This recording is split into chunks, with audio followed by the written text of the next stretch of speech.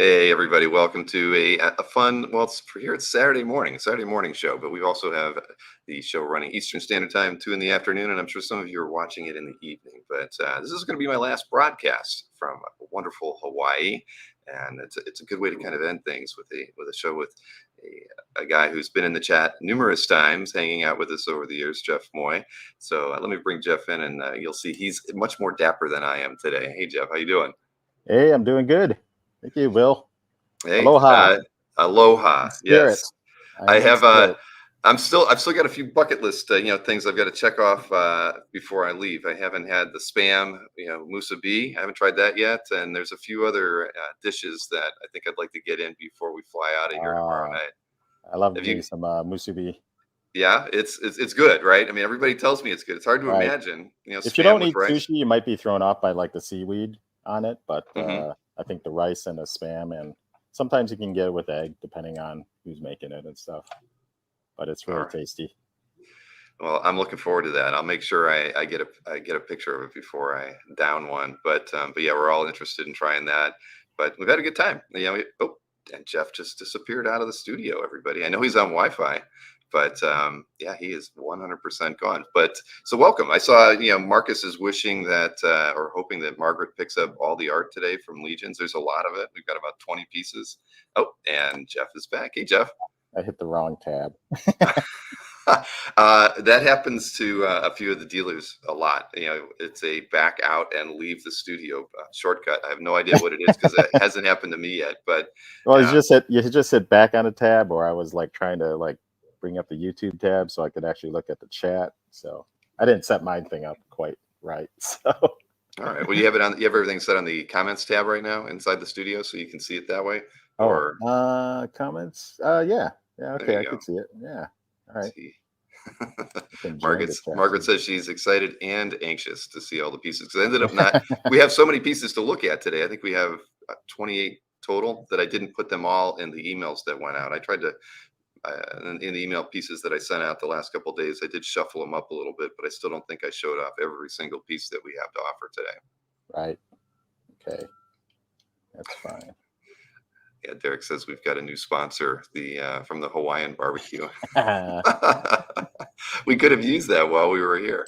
could use But some. I could use some Hawaiian barbecue right now. so, have you been to Hawaii a lot yourself? No, actually, I was in Hawaii like I think I was probably maybe still in grade school or junior high. Yeah, when we went out there, it was a family trip. So Mm. I think we kind of went to Oahu, and then we went to Maui, and I really don't remember a lot of it. But I was amazed to find the comic shop there, so that was fun. I've heard there are a few here. They're not plentiful, unfortunately. I did. I mentioned to you earlier. I had lunch with or dinner actually with Jordan, and then I met another collector. Reached out to me yesterday about just meeting up somebody who's been on CAF for only a couple of years. So, but they're on the island. They've been here for like 12 years. They lament the fact that there isn't a lot of opportunities to buy original art here. But Right. thanks to our shows and some I guess they buy a lot of stuff at auction. They've been able to assemble a pretty amazing collection in just a couple of years of collecting. Wow. So yeah, 38 covers. They're cover focused, which is when you start this hobby, covers are not the thing that you typically gravitate to, right? No, you start Or out small, yeah, you know. exactly. You take baby steps, but this gentleman was kind of all in. I mean, I guess he did a little bit of commission work before that, but after Sure. that, I said, "How many commission or covers to interiors do you have?" And it was like 40 covers to maybe 5 interiors. So yeah, that's disproportionate in the first 2 or 3 years of collecting. Yeah. I love some of the comments coming in. Can I pay in mint gum? And Margaret wants to pay in sheer love of Legion. Yeah. Okay. Yeah, well, we can do payments that way, but it probably would take a very, very, very long time before we can figure out how to monetize the sheer love for Legion art. Right. As far as But time payments go, I mean, I think time payments are fine. Not I'm oh yeah, not no, too hung up I on was that. gonna ask you that too. I figure since there is so much Legion art here, and we know we have a lot of collectors. If they pick up 2, 3, 4 pieces today, that they may need to have time payments, and that's perfectly fine with me as well. I don't mind managing that. I mean, one thing we can let you guys know is that because I've been away for 2 weeks, we ended up not shipping the art to me before I left because I didn't want it sitting on the doorstep for weeks. Yeah, So what we decided to do, yeah, Jeff's got all the art in hand, but what we'll do is after the show, everything that we've confirmed has sold, Jeff will email me early in the week, Monday or Tuesday. I get back Monday afternoon. So that makes it kind of easy for us because I don't have to then return anything to Jeff if there's any unsold items afterwards. So it's a good plan. yeah, exactly. And more than likely I will be able to invoice people after the show today. I actually have no plans. While everybody else here is going back to the Pokemon Center to play some side games and those sorts of things. I've got no plans. I'll be hanging out here, probably taking care of some business related Bill, stuff. I think you need to hit the beach a little bit more because right now I'm more tan than you are. It is well. I got a little sunburned yesterday, or was it 2 days ago? It was bad. I went out swimming just for 30 minutes. I thought, no way, I'm going to get Wow. anything right. Came back and I had put no suntan lotion on. So 30 minutes at noon is the wrong time Oh, to go yes. swimming. So Became a yeah, rock lobster right yes, there. exactly. My whole back was burned, but live and learn. Now I know. But I actually do plan because today's really the last opportunity we're going to have to go out to the beach. So I'm going to go out, whether or not the family's with me or not. That's another story. That's a good But plan. yeah, so I saw somebody ask earlier too that if we were bringing any gaming related art, and of course we're not. Everything's Right. published comic book artwork. But do you have artwork from the time that you spent in the gaming industry? I do. I do. I never really thought about selling any of it because they're really just sketches and stuff like that. It's a lot of production art, so I'm just kind of, I don't know if there's really a demand for that. What I was thinking about doing was, since the games are so old that I worked on, I mean, they're still licensed properties or whatever, but Hmm. it's like maybe I was thinking about maybe doing an art book for a game and stuff for each game. Maybe like 100-page art book because Hmm. I did do a lot of work for them, but like I said, they're kind of sketchy, and I'm not sure if they're really worth you know owning a piece or whatever. But for people that have played the games and stuff like that, they do hold like a certain kind of nostalgia and memory of when they played it and stuff. So it's like if they had a particularly hard time with a level or something like that, then they'll go, oh, I remember this, that's so cool, because occasionally I'll bring the Toya portfolios, and I'll have some of the concept art that I did for the games there. But then later on in the gaming world, it's like I started working with the Cintiq, and so a lot of stuff just became digital. Sure. But that could be translated easily into some kind of an art book that way. But Oh, sure. did you do more like uh, set design types of things or Yeah, environmental work?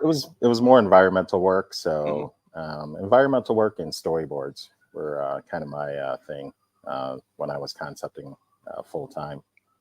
Uh, but when I first started, I was kind of like concept art, and then I was also a texture artist. And so we had the object, and it would be broken down into like just a flat plane, with Hmm. all the faces and everything, and then we would take that and then we would paint actually onto it.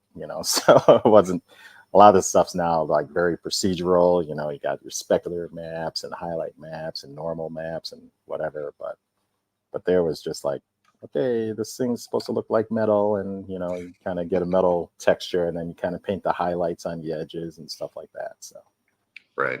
No, well, my daughter's going to school for that, and I remember back in the day when I would do some modding for Unreal Tournament or even Doom before mhm. that. You'd take that square graphic, and you'd be doing all your drawing on that. That would do the wraparound and the skin the model basically with Oh it. yeah, yep, So yep. I'm sure you did a lot of that. Exactly. It's like you get we actually had tools that would actually kind of lay out lay out the base page and stuff like that, but then Hmm. we could go back into that base page and then just kind of tweak all the vertices and stuff like that. That's all programming stuff that I have no idea. It's like they make it work. It's a tool that I can use. So I saw Sticky Rice was the one who mentioned whether or not you had the any gaming related art, but he says Ah, they say they yes. love the environment sketches from Jedi Outcast. So were those done traditionally, or were those done They were done. digitally? They were just pencil. They were just pencil drawings on copy paper, really. Hmm. And I mean, that's the way that Mark Nelson was working when he was working on the project, and so that's just what I did, because why create something new when they have this kind of process going on. But yeah, actually, some of that stuff you could see up on my ArtStation portfolio page. Well, Uh, I know I've got your ArtStation linked in the show description. So anybody who wants to check that out during the broadcast today or afterwards, you can do that. I also have a link to your Patreon page cool. and Yeah. your Whatnot streams as well. Oh, thank you. So people Yeah, can the follow you there. Patreon. Yeah, right now the Patreon page is kind of on hold because Whatnot has kind of taken over for me as a income generator. Hmm. So I've been mainly doing Whatnot, and then but Whatnot's been kind of slowing down a little bit right now. So maybe I'll be getting back to doing the Patreon page and creating more like kind of computer art for for prints that I could Hmm. sell at shows and stuff. I was thinking, I wanted to ask you about that because I know you sell a fair number of prints when you go out to shows, but how often do you have like, a first time art buyer coming to you asking you for a sketch? I mean, I assume a lot of those first timers are picking up prints because that's kind of like the gateway drug to getting original art. But, Yeah, is it once a show kind of a, thing, or how often does it happen? it'll be I'll probably pick up a couple new people to get a commission and stuff like that.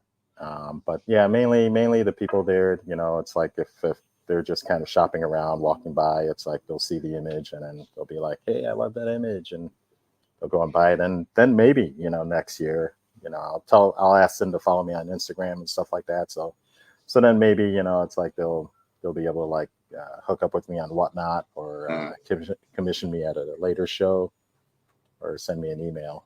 But I mean, I get some, but not a lot. So Well, that's high on our mission list, right? Is to try to figure out how do we get those people who were first time print or con sketch buyers to become more regular OA collectors. I think right, Kez and I've been talking about that for the last year. It's like how do you crack that? How do you get people interested in yeah, buying this thing that we all love? I mean, you've collected art for a long time. I mean, you probably have.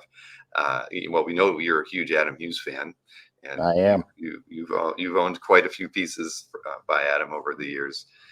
Um, but going back to you mentioned Mark Nelson, working in the game design world. What was it like working with him? Because we've talked with him a few times here on the channel, and he's a pretty nice guy, Right. very talented. Mark, yeah, I mean, Mark was my instructor at Northern Illinois University. So we would visit him when he came up to Madison, and we would visit him at the game studio. So it's just a matter of I don't know. I mean, we were friends, so it's just kind of working with your buddy, And we necessarily didn't work on the same things. We were each assigned like a different. I don't want to say a different like.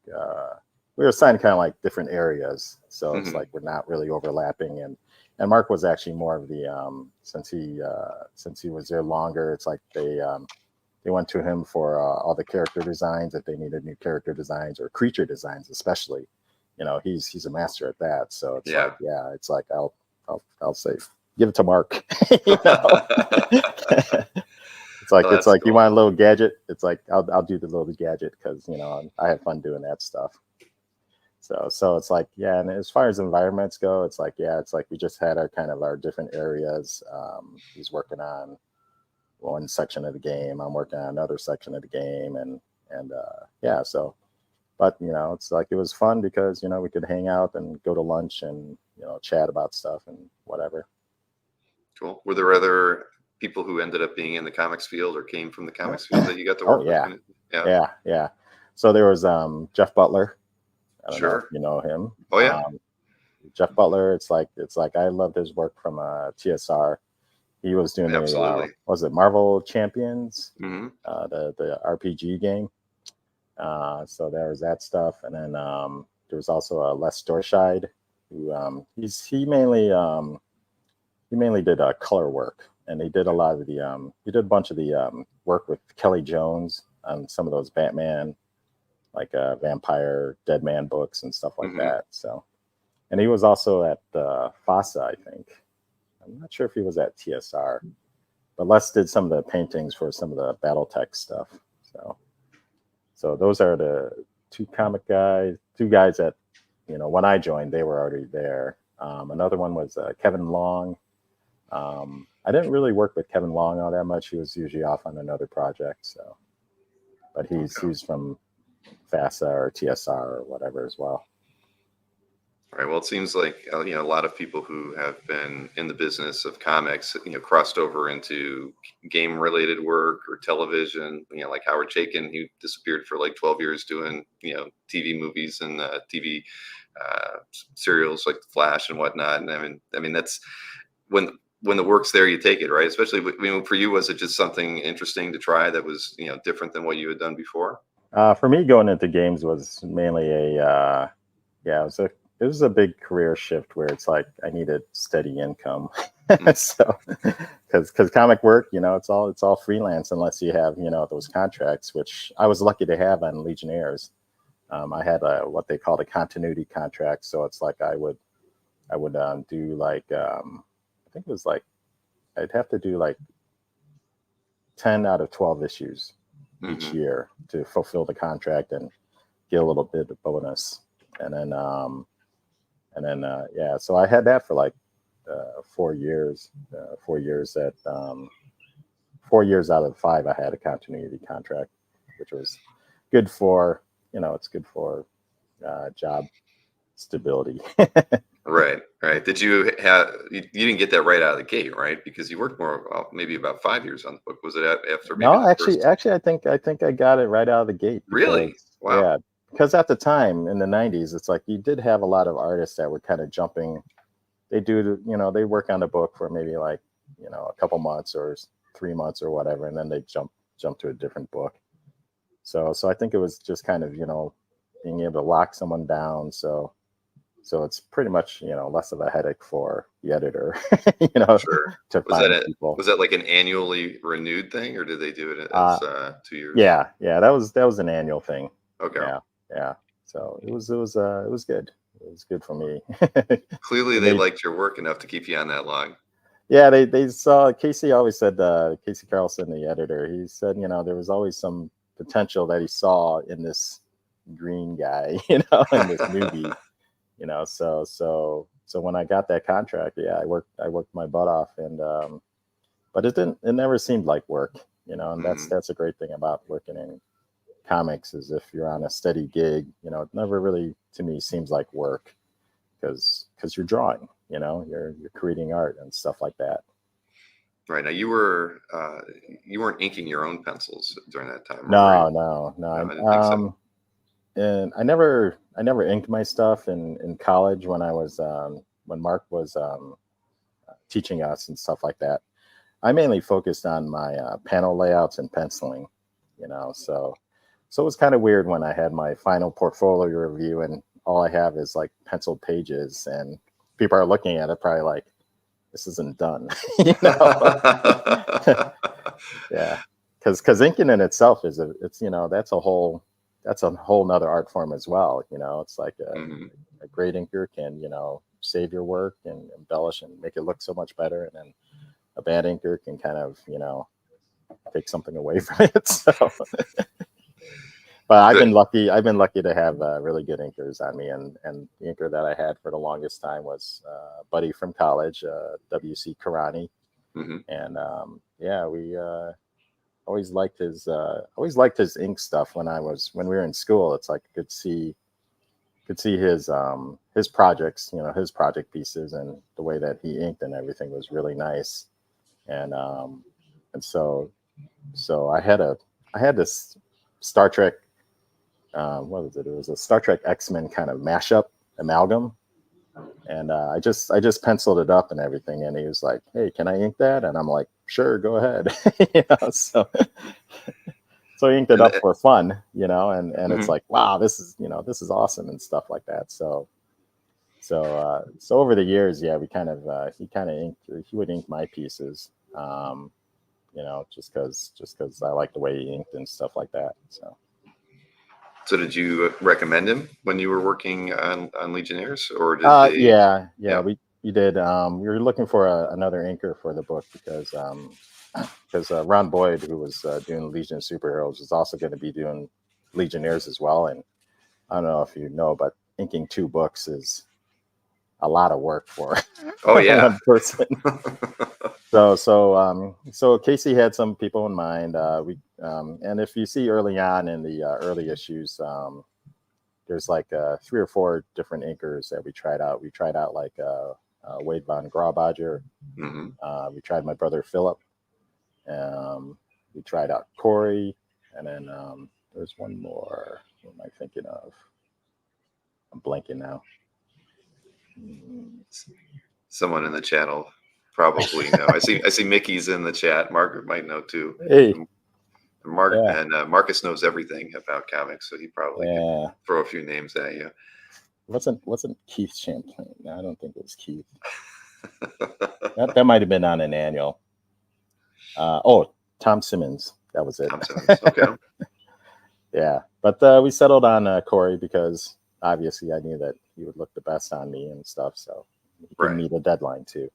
Well, it's a good choice. I mean, obviously, when we look at the pages that we're going to be seeing today that we have for sale, I mean, everything is just beautiful. I mean, he followed your direction and your line, your facial expressions. There's just Right. something very 90s, very I don't know. The characterizations are very cute. Yeah, you know what I mean. It's like everything that I Yeah. think a lot of people look back, fondly at that period and think of your work.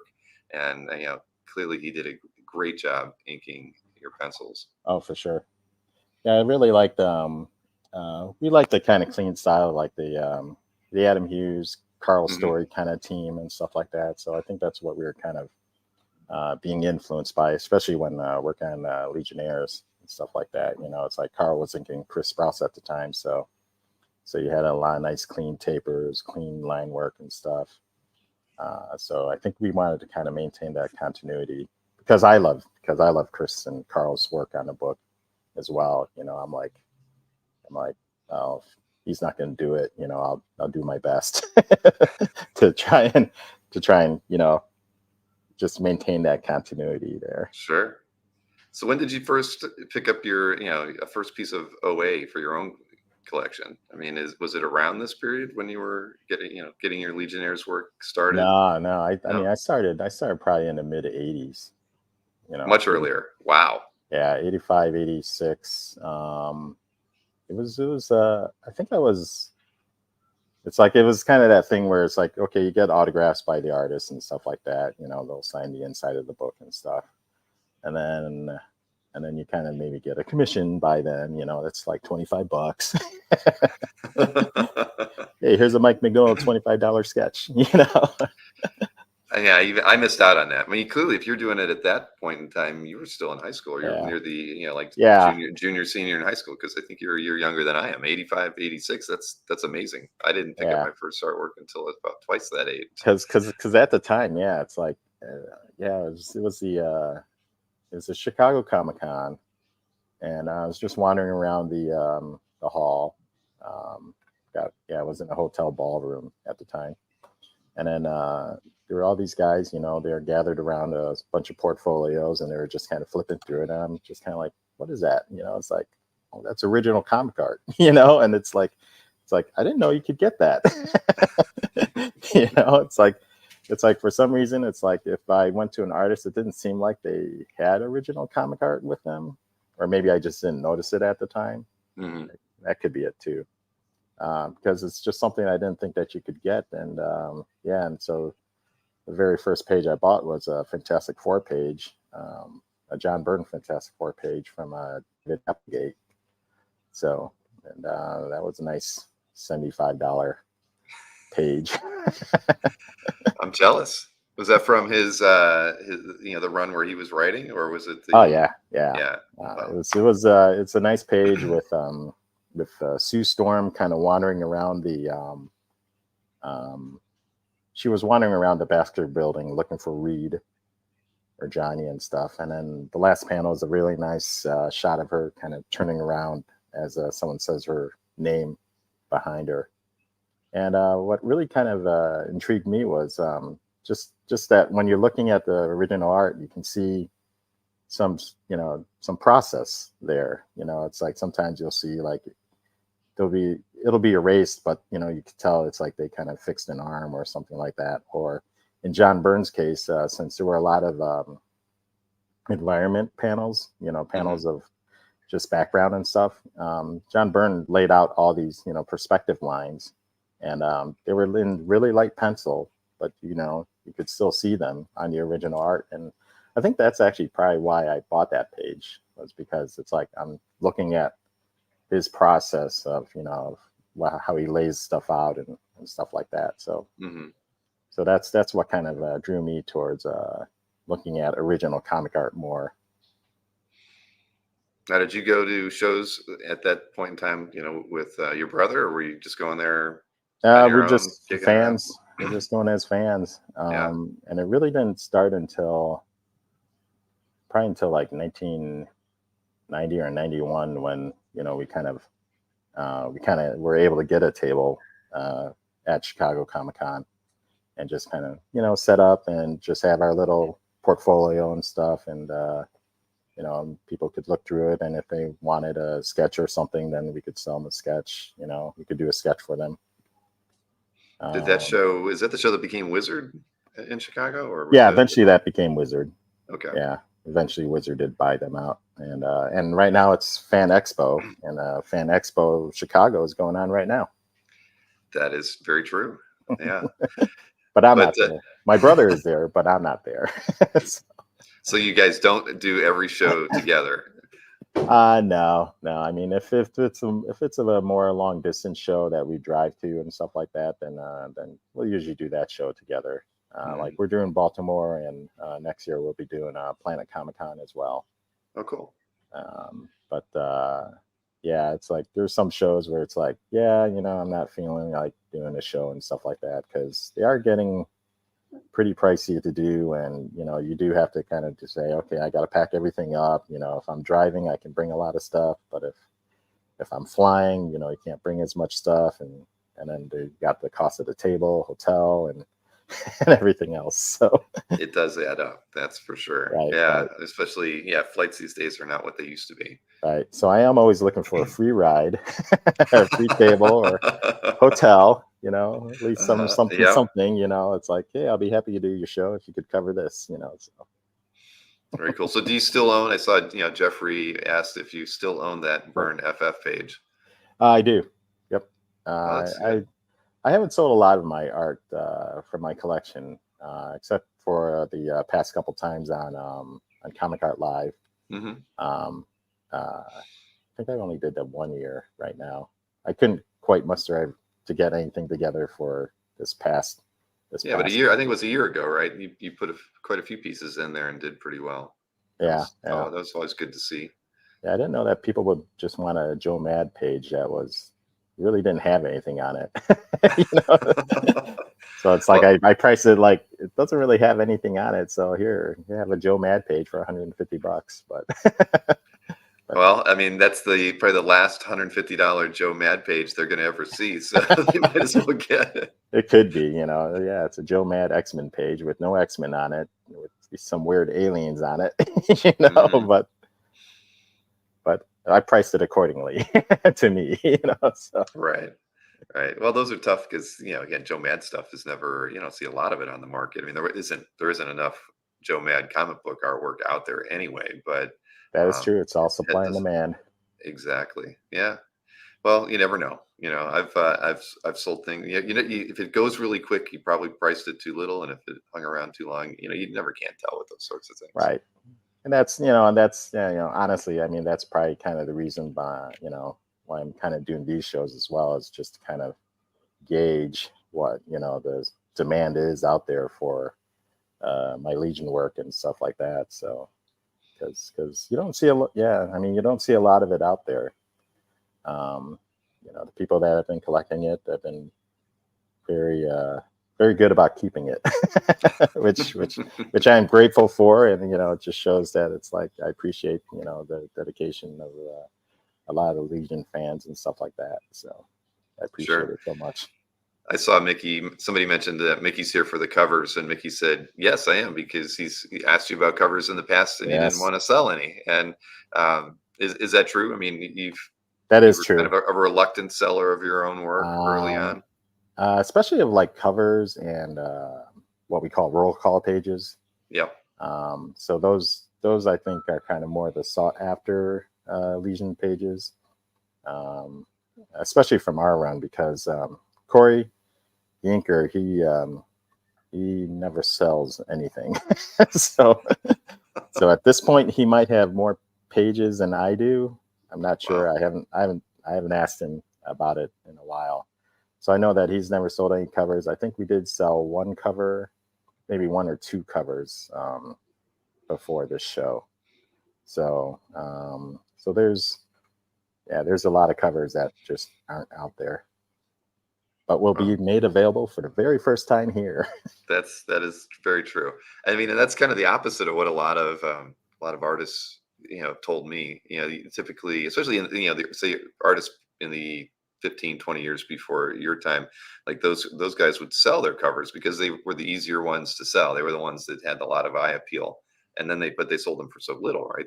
Because we're talking about late 70s, Oh early yeah, 80s, and so they have a lot more of their interior work now, or nothing at this point. But yeah, the covers, splash pages, title pages, those were the first ones they moved. So that's kind of cool that you held on to those, the roll call pages and the covers, as the ones that you really wanted to kind of keep for yourself, at least, for until right. now. And I mean, I think it's because you have 22 pages of story, so Hmm. and there's only like one cover and one like roll call page, but there's like 10 or so pages I could still part with, and let out into the wild. That's cool. Michael's been in and out of these Hawaiian shows. He says that everybody should hit the thumbs up to show your aloha spirit. Yes. Thank you, Michael. Yeah, this is the earliest show I've ever done because it was 8 a.m. here as the start time. Oh, that's right. I had to roll out of bed and get this thing going, but it's been a little interesting. But Well, you do look awake, so I I'll give you that. I did get the better, but I have a deeper appreciation for like when I'm doing a show with like say Jiggy's crew, right? Because we're always doing those in the evening, but it's 9 a.m. for him. We're doing them at like 9 p.m. for me. So now I get it. Now I see why. It's tough to pick the right time to do any kind of a show, whether it's a weekday Right. talk show or a weekend art sale show. But time zones are important. Yes, yes, they are. So we do have a lot of artwork to look at, and I know we're about a half hour into this, and I know we're going to be talking a lot about the pieces while we're showing them. And again, we have 28 pieces, so plenty of Sure. things to review. And we were talking about the order that I put them in. Fortunately, didn't put a lot of thought into how I did them. I just did them alphabetically, which is going to kind of front load a lot of Legion artwork, and then I think at the tail end I've got the 3 commission style pieces that you did. Um, but before we get into it, I mean, I was kind of curious about, you mentioned that the whatnot shows. Are you still doing those regularly? I know when you first started, it seemed to be a fairly regular, maybe every week or every other week type of Yeah, I thing. mean, I didn't have a show yesterday because I Okay. was kind of in anticipation of this show. So I do usually do run a Tuesday night show, Hmm. and then on a Friday and Saturday is the larger commission show.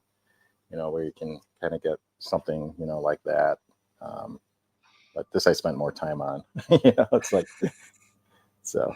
And I Um, hate to say, I guessed on the size of those. I don't even remember what I put on the slide when we get there. But if I have the wrong size, you'll let me know. I oh yeah, think I they're might all have. 9x12s. All right, 9 by 12s. I might have said 11 by 14 just as a Oop, guess, but nine by nope. 12 works too. And I have to thank you too, by the way. You've participated in the mystery sketch the last couple times, and I know that the people who've gotten those have been very, very happy. They were fun. They were fun, and challenging ideas. It kind of sends me back to working in concepting where it's like it's not necessarily a problem, but it's something that it's like, well, I haven't drawn this character a lot, so it's like kind of have to kind of get in the groove of what they're like and stuff like that. So yeah, so it's like, and how could I make that character like cool? How can I embody the pose and whatever into that character? What were So it takes a little more thought. Trying to remember the three you had last time for the It May was show. it was Cable, Cable, right? and then it was Calvin and Hobbes. That's the one. I didn't want to say because I thought it was you, but that had to have been a challenge, right? The Calvin It and Hobbes was piece. because it's like yeah, I did read Calvin and Hobbes, and it's like yeah, I guess I could draw them as like in my style, but it's like I was kind of like for me, Calvin and Hobbes is all about imagination. Hmm. So I wanted to do a piece where it's like Calvin and Hobbes were kind of play acting or whatever, and then the actual image was kind of what it was like when Bill Watterson would kind of do his like him and Susie, like Calvin and Susie would be playing house, and Yep. then the whole strip would be like very well drawn adults kind of husband and wife bickering at each other, calling each other like childish names, and then the last panel is that is Calvin and Susie as as what they normally look like. Those pages always killed me. It's like it's amazing. There was one more. Who was it? It was Cable, Calvin and Hobbes, and I'm blanking. It's one more. Yeah, I don't remember either. One more I guy. remember the It Cable was because another that was. guy. I want to say. I think Bishop was last year. I don't think it was Bishop. There was one. I think you're right on that. So was it the White Queen? Margaret wants to know. No, that was last year. This year was all guys. So. Well, we'll have to see if we have no control over how what the assignments are. But are you going to be doing it again in November? Yeah, I'll be happy to participate, and maybe I can put some art together from my collection that it's like the Marie Kondo thing, and it's like okay, I could let this go. All right. Everybody says it's Lobo. Is it? Oh, Lobo. Yeah. I go. had him with an alien girl. So just so I could get a girl in there. Well, let's see. Then it worked out. So somebody got a 2-character mystery sketch for the price of one. They did. It was more of a butt.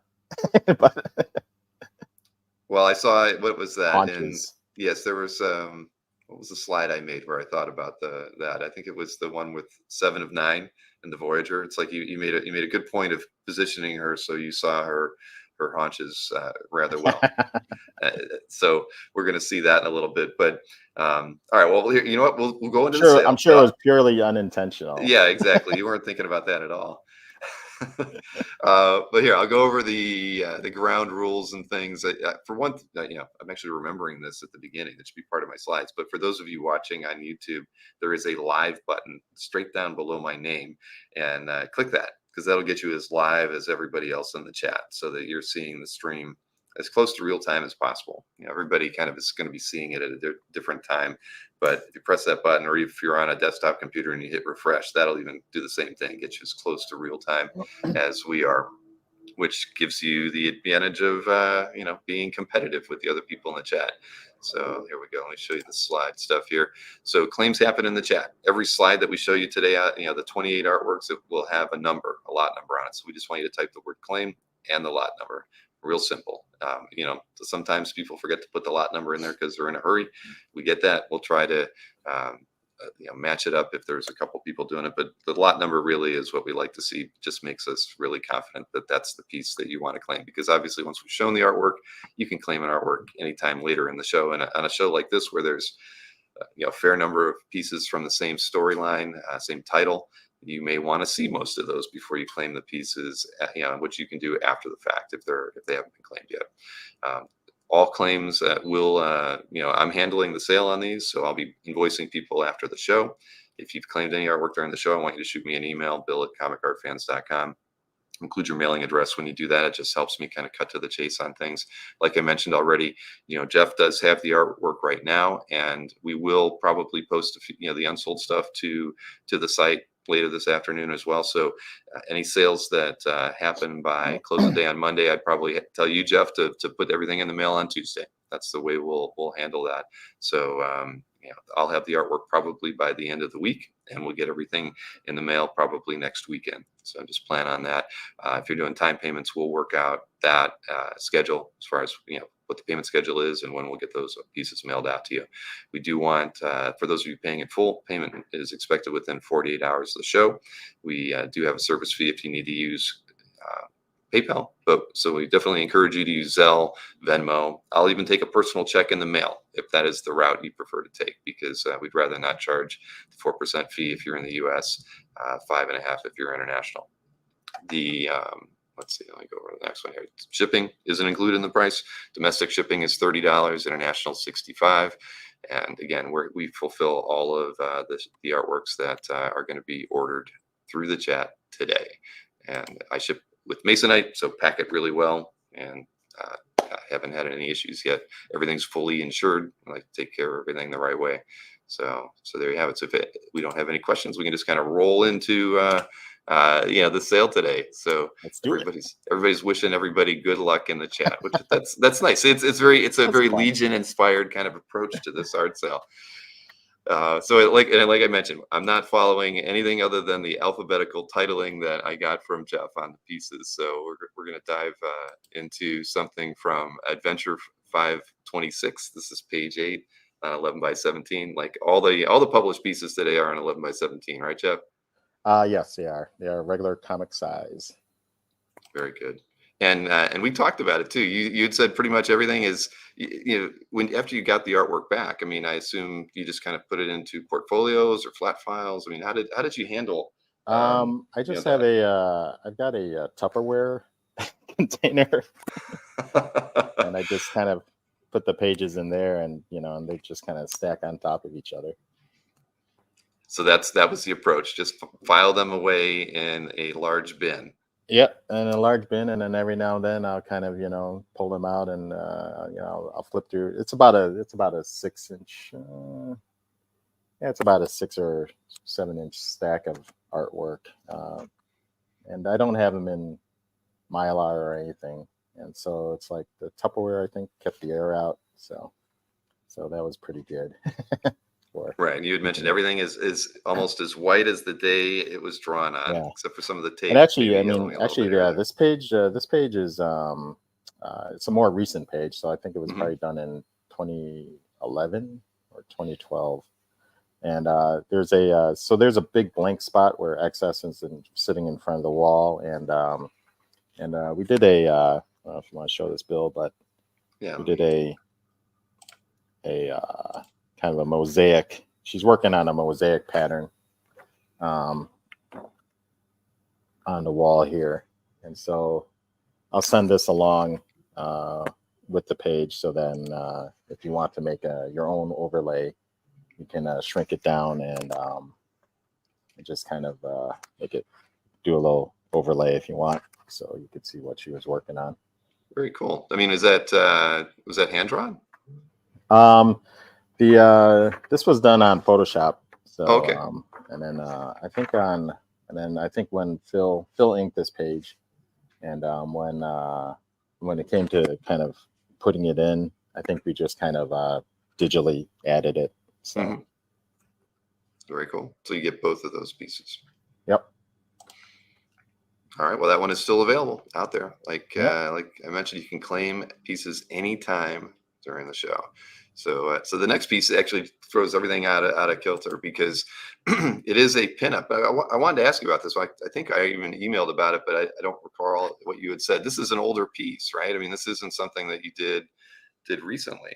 No, I mean, so I always date my stuff. So it's you can see that it was drawn in 1998. I was working on Legionnaires at the time. This was done for the comic book Amazon, published by Lone Star Press. That's run by Bill Williams, and he liked the Legion stuff, and I liked the way I drew women. So he had this character named Amazon, and said, "Hey, can you draw a pinup of it for me?" And he gave me some of the books so I could get familiar with the character, and and this is what I came up with. I did actually do 2 pinups. Um, I'm not sure if this was the first one or the second one. The second one's, but they have both been published, and it's 11 by 17, and I think what else. Yeah, I just kind of like she kind of crashed in her spaceship on Earth, so that's I why actually it's think I have a here. page of art from this book. I don't know. I'm gonna have to go back and look because Oh, really? Nick Ferrucci said he found some artwork at a show he was at, and it was done on TSR board or something. Like, and he thought it was something related to TSR, which it wasn't. But he's like, yeah, I'll buy it, and I'll sell it to you. So because they were like $100 a page, but I'm almost positive it was this character. Right. So it would have been the right era because it was late '90s. Okay. So Yeah, and so this page, this pinup is inked by someone with a Z for a last name, I think. So they didn't put it on the back, but it's on a slightly thicker board. It's on a 3-ply bristle board. It's sometimes because I didn't use the regular DC paper to do it because people would think it would be from DC then. So, exactly. All right. Well, this one's still out there too. This is lot 2. We've okay. got something from Gen 13. We're getting close to the Legion stuff, everybody. But this is from Gen 13, page 51, or issue 51, page 10, on 11 by 17, priced at $175. And how I know that you did some work with Gen 13. How long was that? Actually, this was the only full issue that Okay. me and Corey worked on. It was done with from a script by Scott Lundell, and he really works. I don't know if they consider it the Marvel way, but it's the Marvel way of writing a script where it seemed like it was very low on information. So it's like you kind of have okay, in this panel there's this, and in this panel there's this, but it's like I never really got a sense of what the characters were talking about or really thinking about. So when I was drawing the book, it was kind of hard to, try and think of, well, what kind of expression should I put on this character and everything. But this one deals with free fall, and she's just kind of doing some shopping, and there's an old lady that's counting out her change for the cashier. And it was anything when I was on Legionnaires, it was kind of easy because it's like I just make everything up. But then it's like, okay, now we're back on Earth. I have to draw a city shot. I have to draw the interior of a grocery store, and all that stuff. So it's that, and again, it was kind of taxing my brain again. so it's like, okay, now I got to do research, and and it's like, what? Well, you need to draw those perspective lines now all the time that John Burke put in that page. Yeah. Well, I mean, I would always do that too, but yeah, here even more so. All right. Well, this one's still out there as well, and it's priced at $175 for lot 3. Now we're getting into some Legion stuff. Now this one was kind of interesting. Tell me about this. This is a DPS basically. We've got it from it's priced at $800 for lot 4. But what's the story on this piece? So the story of this piece is that so the Legion of Secret Files is your kind of your encyclopedia for any of the DC books that they were doing for it. So if this is kind of the Batcave shot, or the Fortress of Solitude shot, but this one's for the Legion Outpost, which came later on in our run. They kind of started getting away from Earth, and then so they had this Legion Outpost, which I designed to look more like a rocket ship, because to kind of harken back to that classic, Silver Age Legion of Superheroes.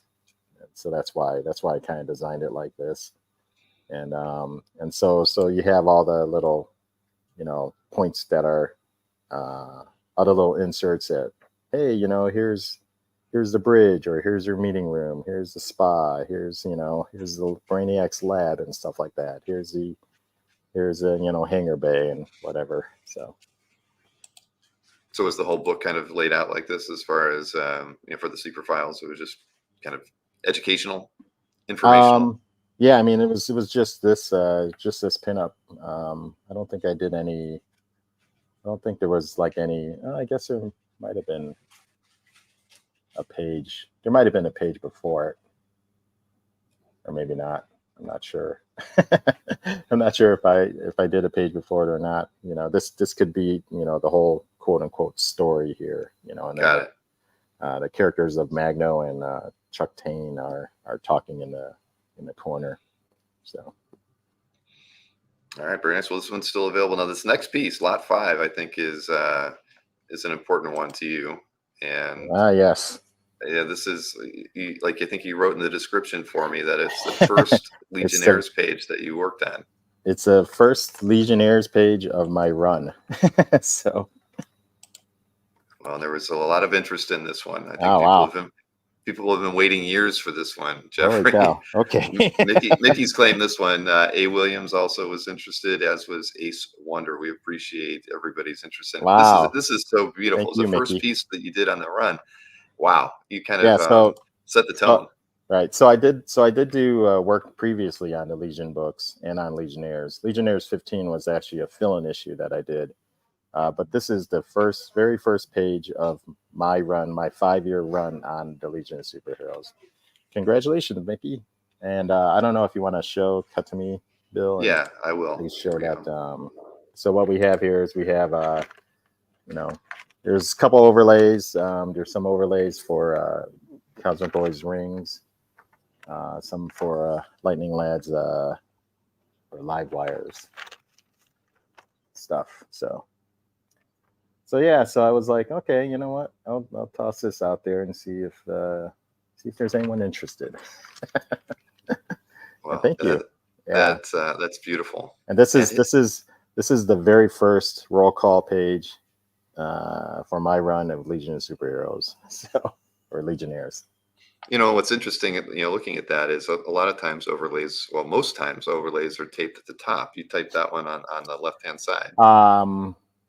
Did I tape them?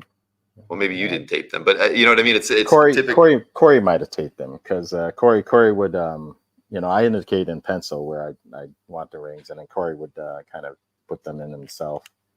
And I'm not sure if Corey actually did this or if this was done in production that taped it to the side.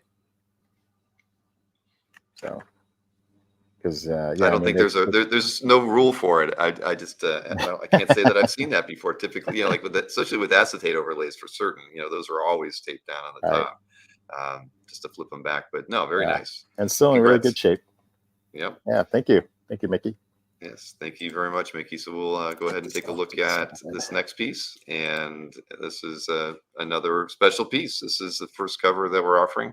It's lot 6, priced at $1,500. The cover to Legionnaires 37, and so really this is the great piece. So Manel's been a character that's been around since the Silver Age, but he's never really had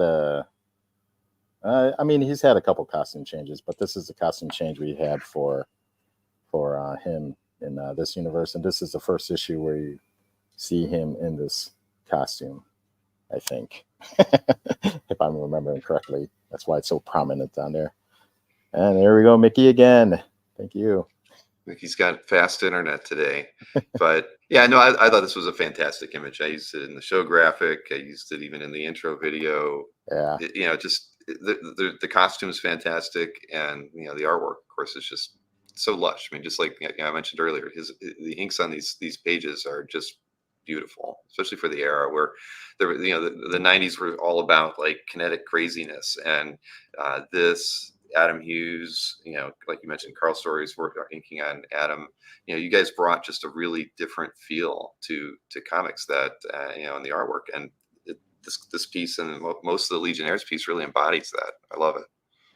Yeah, I mean, it was a lot of fun. Like I said, it's like I kind of wanted to maintain that kind of continuity of like Chris Sprouse work and Adam Hughes work and Carl Story and stuff like that. So, but yeah, this costume it wasn't quite the costume that I wanted, but because we kind of changed Monel's name to, we threw an apostrophe in there, so it was like M apostrophe Anel or whatever, and it was kind of a Martian word that meant wanderer.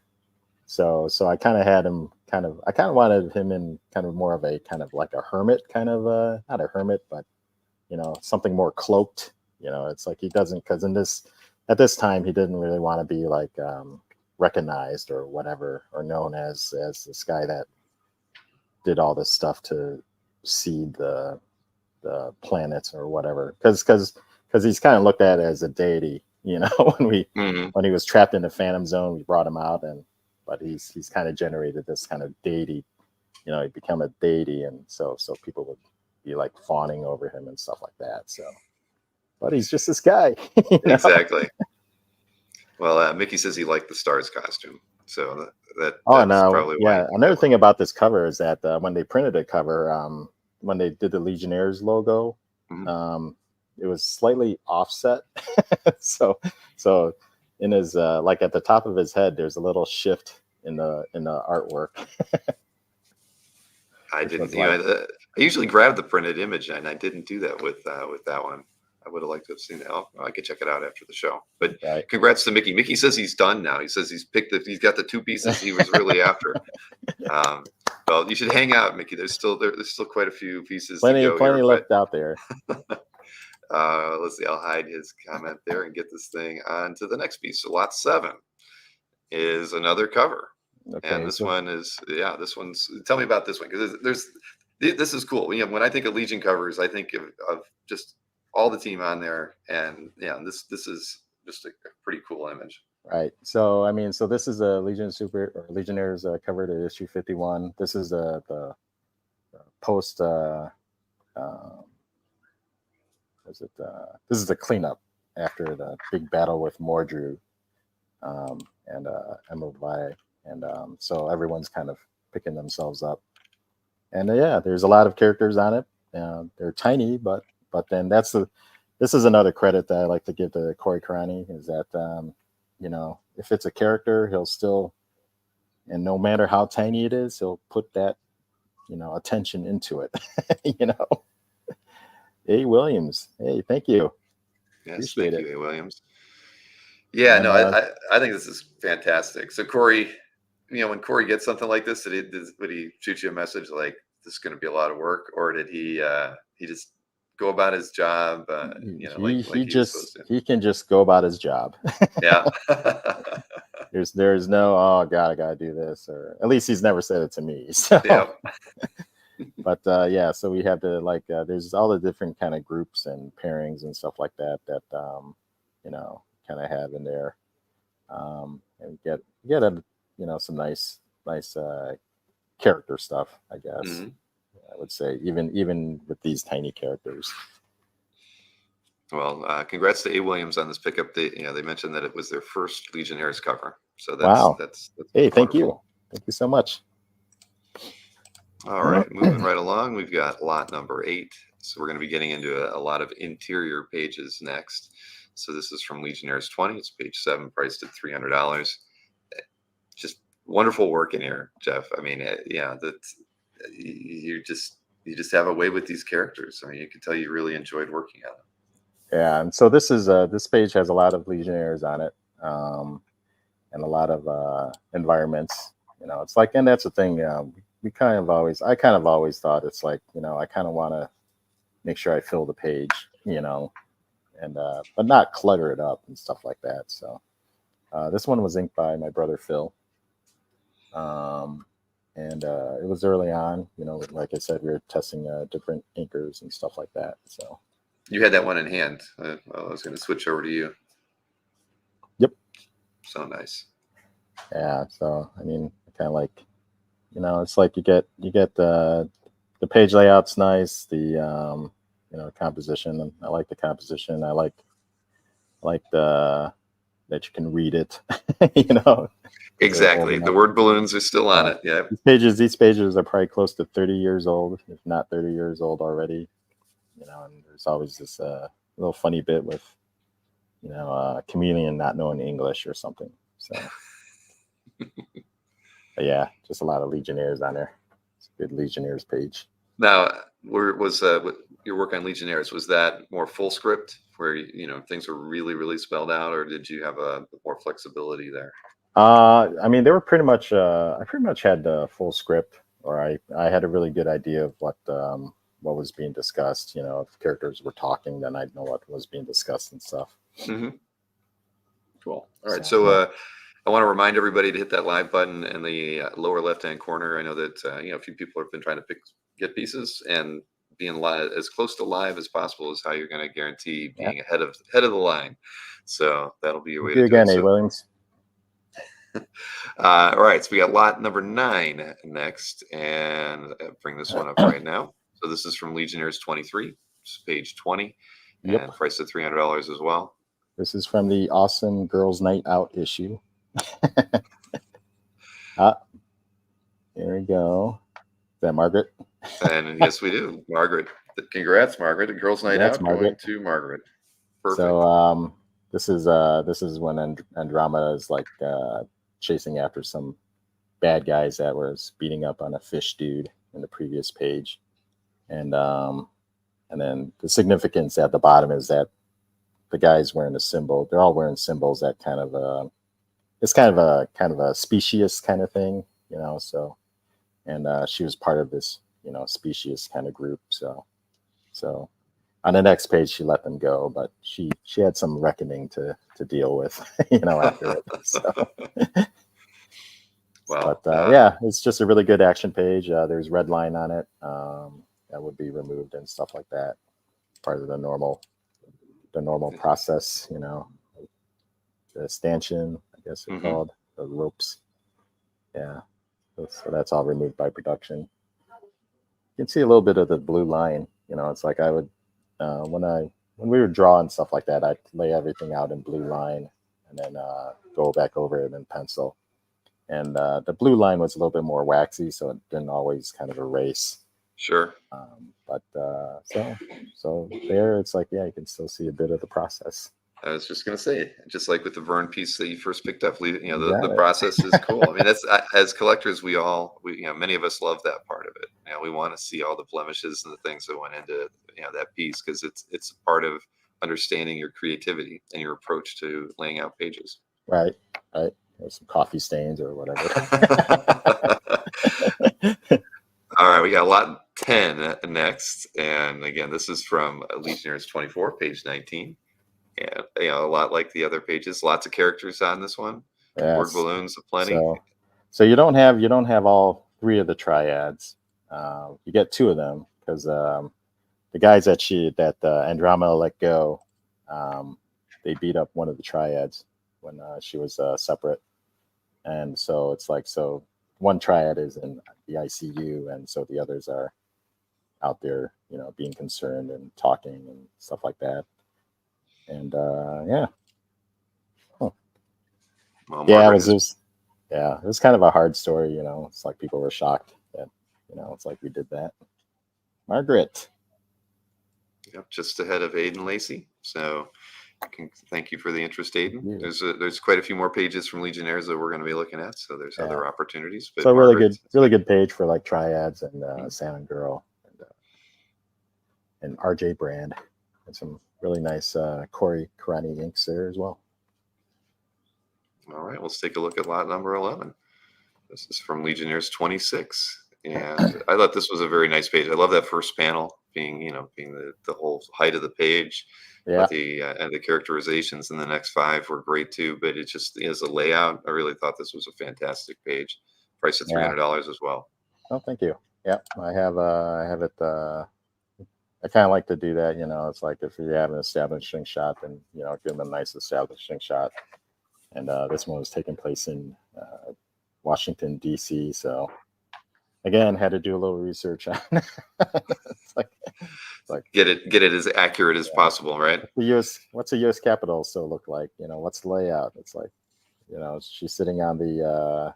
It's like I honestly don't remember if it said, it's like, and she's sitting on the Washington Monument, or whatever. So that was just your choice.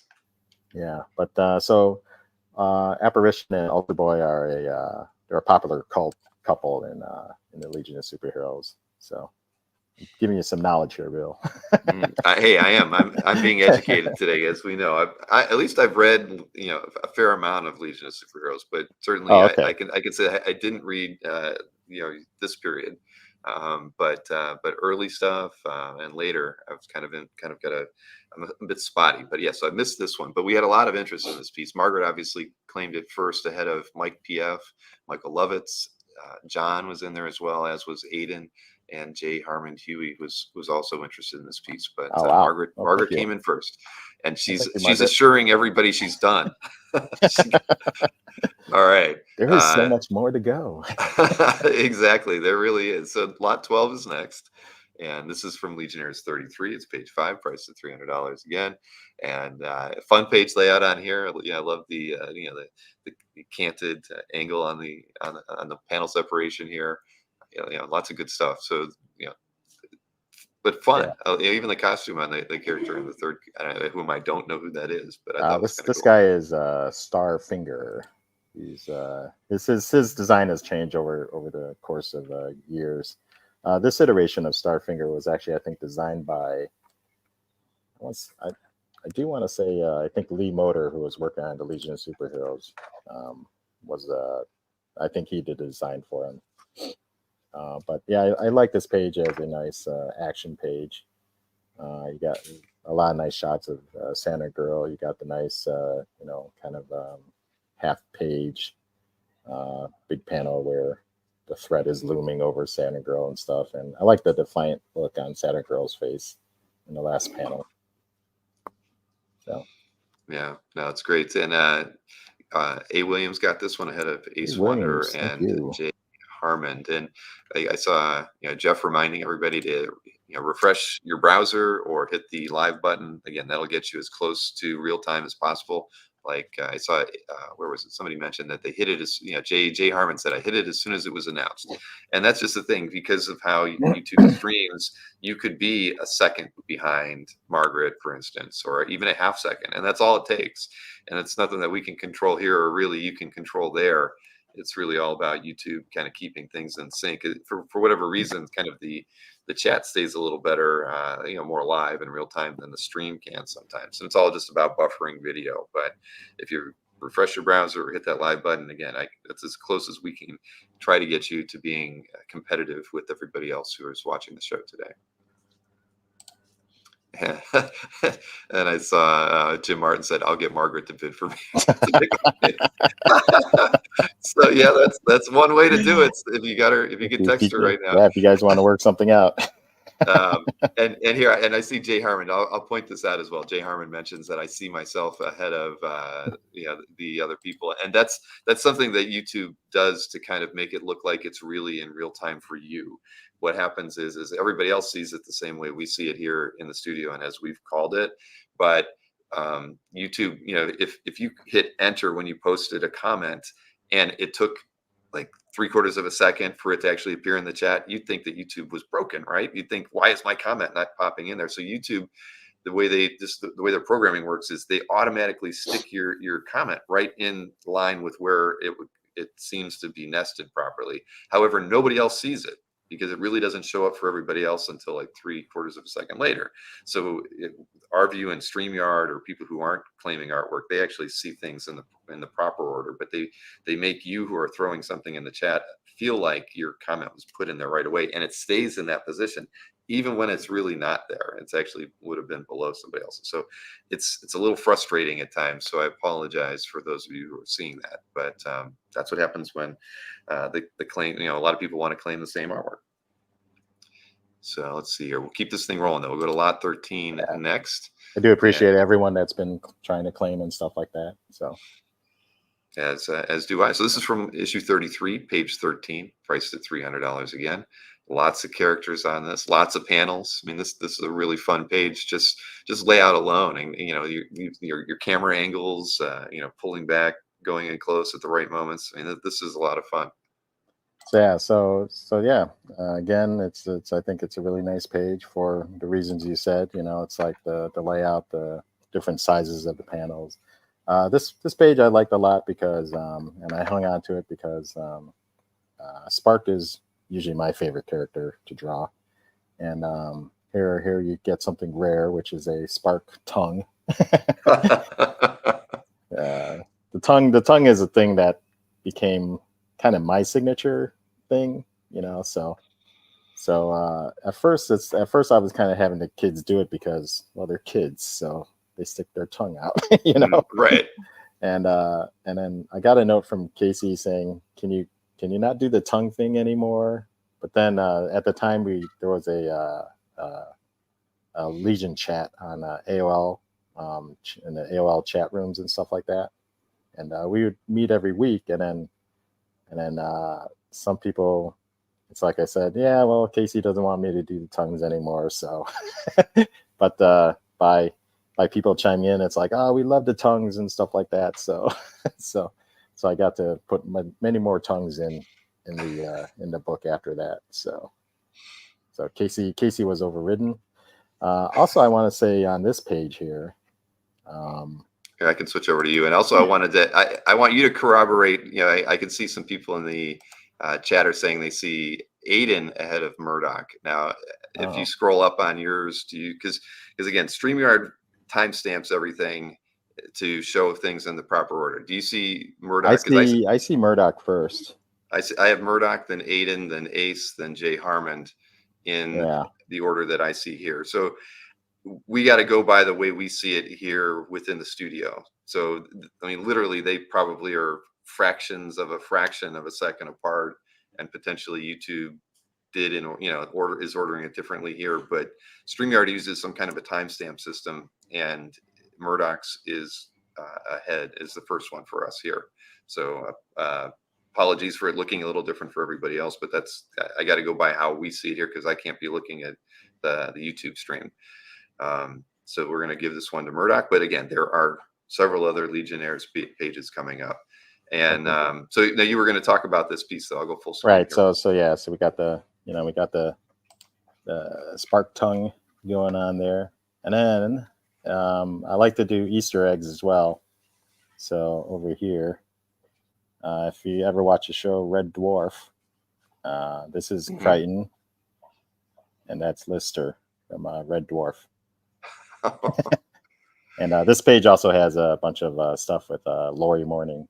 It's a character I designed, and she's just kind of she's a character from the past that got caught in. She's now in the future, so everything's kind of brand new to her. And I think we could have used her as a character that we could have sent off to different planets, or have kind of, introduce the future to new readers and stuff like that. But I don't think I ever told anyone that idea, so they didn't do it. Well, now you did, so maybe at some point that'll make its way into Legion lore. So, right. So this next piece will get us halfway through. Right. So thank you, Murdoch. I appreciate it. Yes, indeed. And so here's 14. Lot 14 is from issue 41. It's page 2, price of $300 again. I like this one just because of the blacks that you use to separate the panels. It just kind of gives this page a bit of weight. A lot of action in this. Those first 3 panels are really cool. I mean, you didn't miss filling any space with detail on this one. Nah, it's like, when you have wreckage, it's like, you gotta go for the wreckage. It's like you can't just say it's like, it's like I'm gonna take it easy and just have a blank background or whatever, especially when there's a lot of destruction and everything. And I think that's just kind of adding more to the kind of claustrophobic kind of feel and stuff. So that's why it looks, even though it looks kind of cluttered, it still reads pretty clearly, I think. And especially you got the nice, face at the bottom. You got that nice middle panel where it kind of gives your eye a little bit of a rest and stuff. And the black I would usually throw in just to kind of have it more of a, it is kind of meant to signify it's kind of a more serious, kind of heavier tone. So when you would hand that off, was this one inked by Corey? Yes. At this time, Corey was the regular inker since issue, I want to say 26. Yeah, I think with 26 he was regular inker. Well, this one's fantastic. And so again, we got a new buyer this time. Jay Harmon got in just Jay ahead of Harmon. Aiden, Earthquake, Ace Wonder. So congrats on that one. I know you've been trying, Jay. So you got one in there. We still got a few more pages to go. Okay, So we'll thank you so much. We'll swing over here to lot 15 next. This is from issue 42. Again, page 22 and 11 by 17. Yeah. Nicely. This is the last page of the issue here, and you got some nice, a lot of nice headshots, and that's that's what that's kind of my thing is having nice expressions on people and drawing them really cute. So. And you got that in when I'm looking at this, I start thinking even like the Willingham days, the way Rankins would ink him. There's just a nice fun the way the eyes are handled. I mean, I don't know. There's something just for me. This is like a classic period of art. I mean, the more I'm looking at it, the more I'm really regretting the fact that I didn't try to buy a piece from you before the show. Oh, yeah. Because these are very, very nice. Thanks. And I have to there's more. There's more. There's still more I got. So. But Aiden got this one, so thank you, Aiden. Congrats. Excellent. Yeah, I'm glad you got. So this page is also good because it's got it's where Lightning Lad accepts the responsibility of becoming the team leader after like half the team's been assumed destroyed, or they actually got sent back into the past. So. And it's an end page. A lot of people really like to collect. As much as they like title pages, end pages are fun too. I've got 5 or 6 myself. There's an issue with the paste up on the bottom. It is seems like it's coming a little loose. So it's just kind of peeling up a little bit. So I could see if I could glue it down a little bit more before I send it off to you. Okay. Well, everything will be bagged when it goes out to the buyers, so definitely won't have to worry about anything getting lost in the mail. Right. So fun. Very nice. Oh, and I wonder if anyone wanted these signed as well. That's that's a good point. I can tell you, everybody's going to want them signed. Okay. So let's not don't ship me any artwork to me that you don't sign. Sign them all. I guarantee you that. Yeah, that's the one. It's the number one complaint. And I don't do a Stan Lee. I don't just sign over the artwork. I'll put it in a blank spot. Exactly. Please do. Yes, put it in the margins. That's where we want to see it. But yeah, it's always that's the one complaint I get when I get the art shipped to me and I see it and it's not signed. And usually I'll end up emailing people like their convention schedule coming up in hopes that they can get it signed by the artist when if they have an opportunity to see them in the near future. But all right, well, let's keep this thing rolling. We got lot 16 to show next, and it's another Legionnaires page. Surprise, surprise, from issue 61, page 14. And I know you were using perspective lines on this one. There's plenty of grids on here. There are, especially when you got like that kind of 50s type of floor. Mm-hmm. Yeah. So this story was interesting. It's like we have some of our characters, and they're kind of placed in a different timeline. And the top panel is actually a flashback from, I guess, the Legion of Superheroes, because I didn't draw this. I didn't draw this initial thing, this initial incident. So for the flashback, I had to look at the issue. But it was kind of fun, kind of looking at the fashion that like Kurt Swan and Jim Mooney and those guys were drawing back in the Silver Age, and kind of putting our Legion characters into that hairstyle, into the into those costumes. And I think this page is it's just really nice for the top panel as a recap, and all the, again, you have so many Legion members on there talking and stuff, and it just looks beautiful. Plus there's so this one has an overlay for Cosmic Boy's rings up top, so you have to deal with that. And it's yellowing a little with the paste up. So man, that glue that they use must be nasty. Well, 30 years, of glue stains. That's okay. I mean, that's about when you start seeing this stuff get, yellowed like that. Mike PF. Hey, Mike. Good to see you. Mike PF has picked that one up. Thank you, Mike. Mike's been trying, so congrats on getting one. I appreciate it. And there you go. Mickey's even said, please sign in the bottom margin of the pages if possible. So Yeah, I thank mean, so here it's like here. I mean, you kind of have words there. So sometimes I'll sign up on the side here. So I mean, I could sign there, but I kind of sign where where there might not be you know lettering or whatever. But I could sign there, and usually I sign in pencil as well because pencil it doesn't fade or degrade. very true. Well, again, like you said, as long as you don't do a Stanley and sign it on somebody's thigh or in the center of Captain America's shield, we'll be happy. Right. All right, let's see. What do we got here for lot 17? Another Legionnaires page, this time from issue 70, page 17. Price of Yeah. $300 again. Yeah. This is And a good again, action page. it really Yeah. is. Yeah, look at those center three panels are great. And again, you throw in the camera angles around a lot, and I love these these inset round panels that you do quite a bit, especially to end this page. That's really nice. I think I kind of got that from like looking at some. I think when Adam Hughes was working on Legionnaires or doing interior work, he kind of throw panels in like that, which it is a nice way to kind of break up the page layout, and just instead of being all like rectangles and whatever, you know. So this issue, the action was really kind of disjointed. So it's like I kind of wanted everything on an angle. You even have some borders that are kind of out of whack and whatever. so yeah. So it's just another fun page. This one also has an overlay for the Cosmic Boys rings.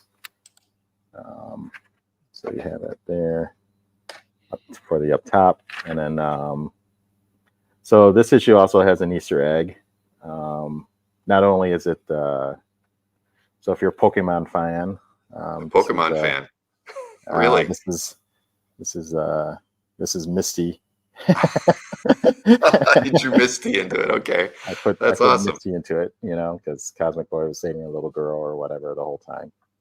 So she's in it a bunch, and then so the thing about this issue, the bad guy was like this kind of he could alter reality dimensions or whatever, and I forgot what his name was,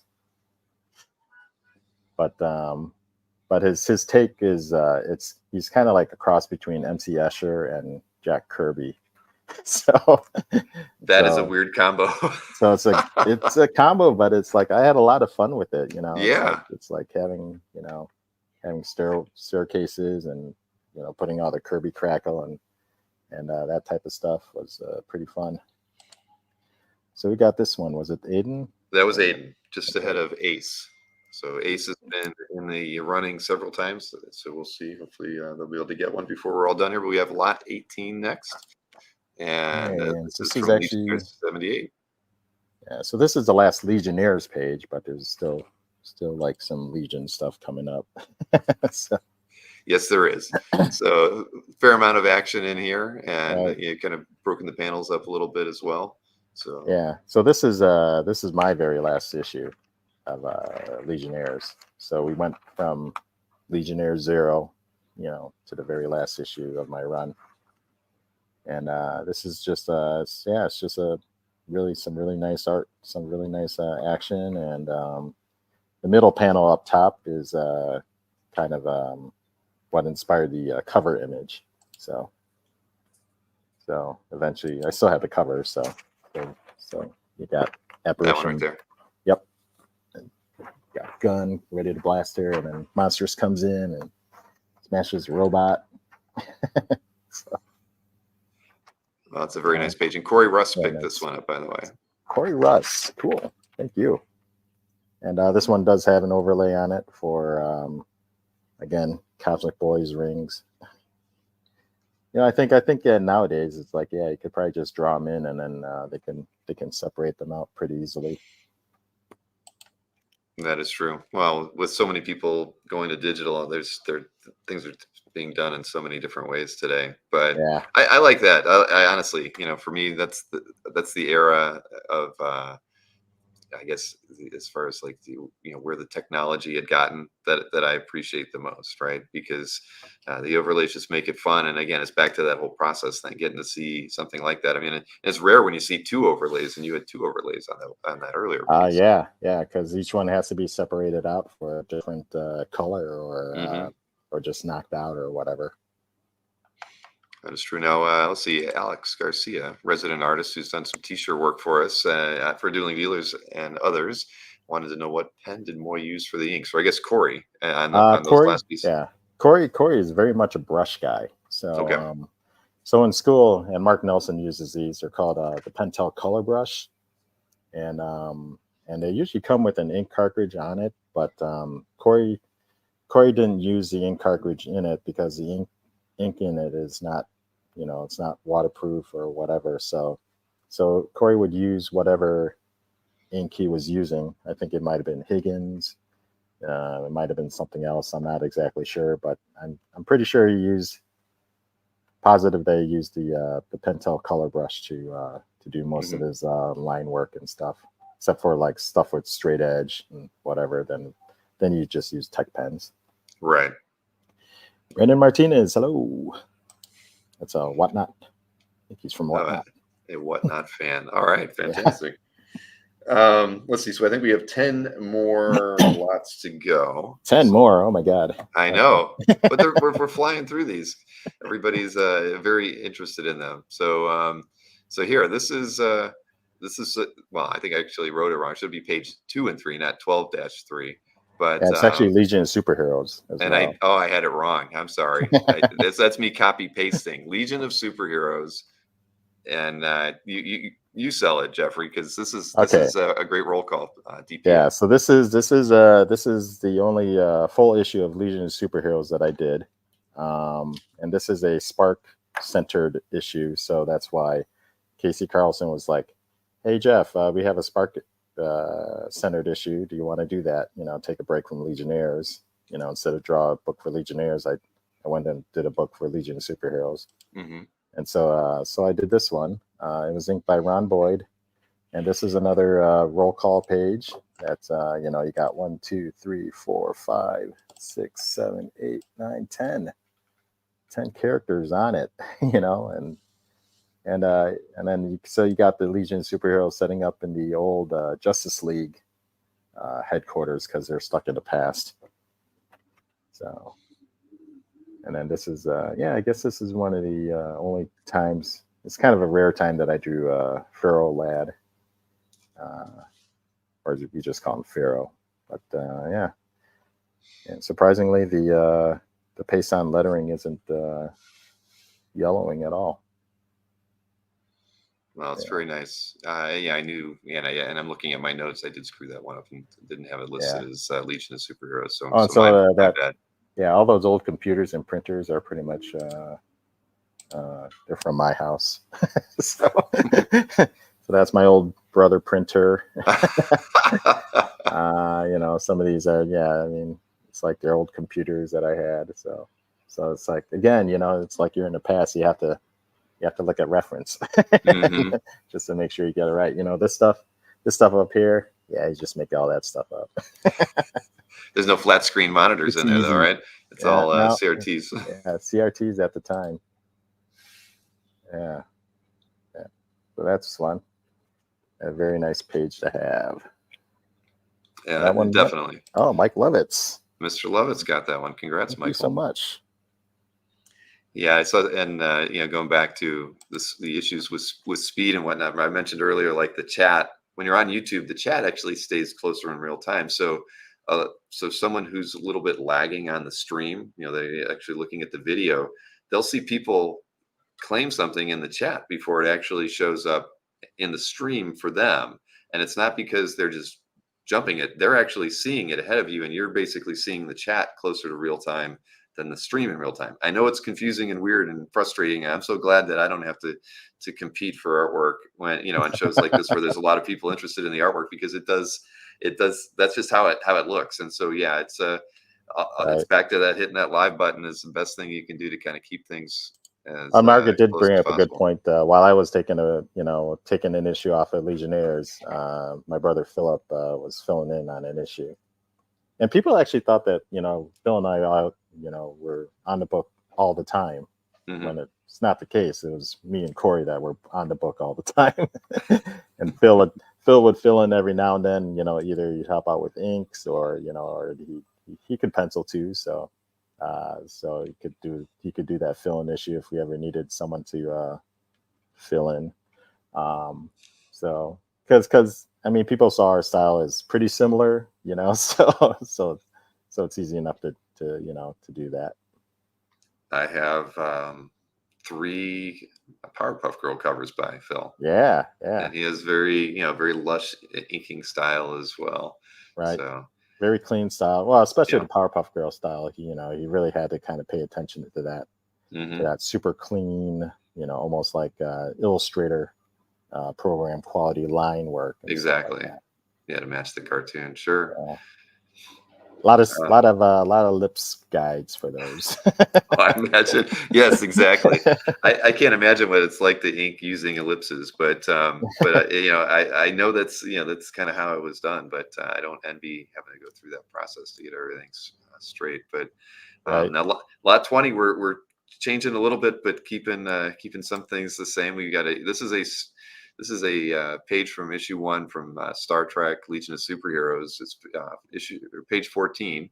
Nice splash page, lots of ships, lots of Star Trek characters on this one. And I know that we had some pages. I think the first show we did from this series as well, right? I mean, how challenging was it to kind of get likenesses right for you when you were working on this?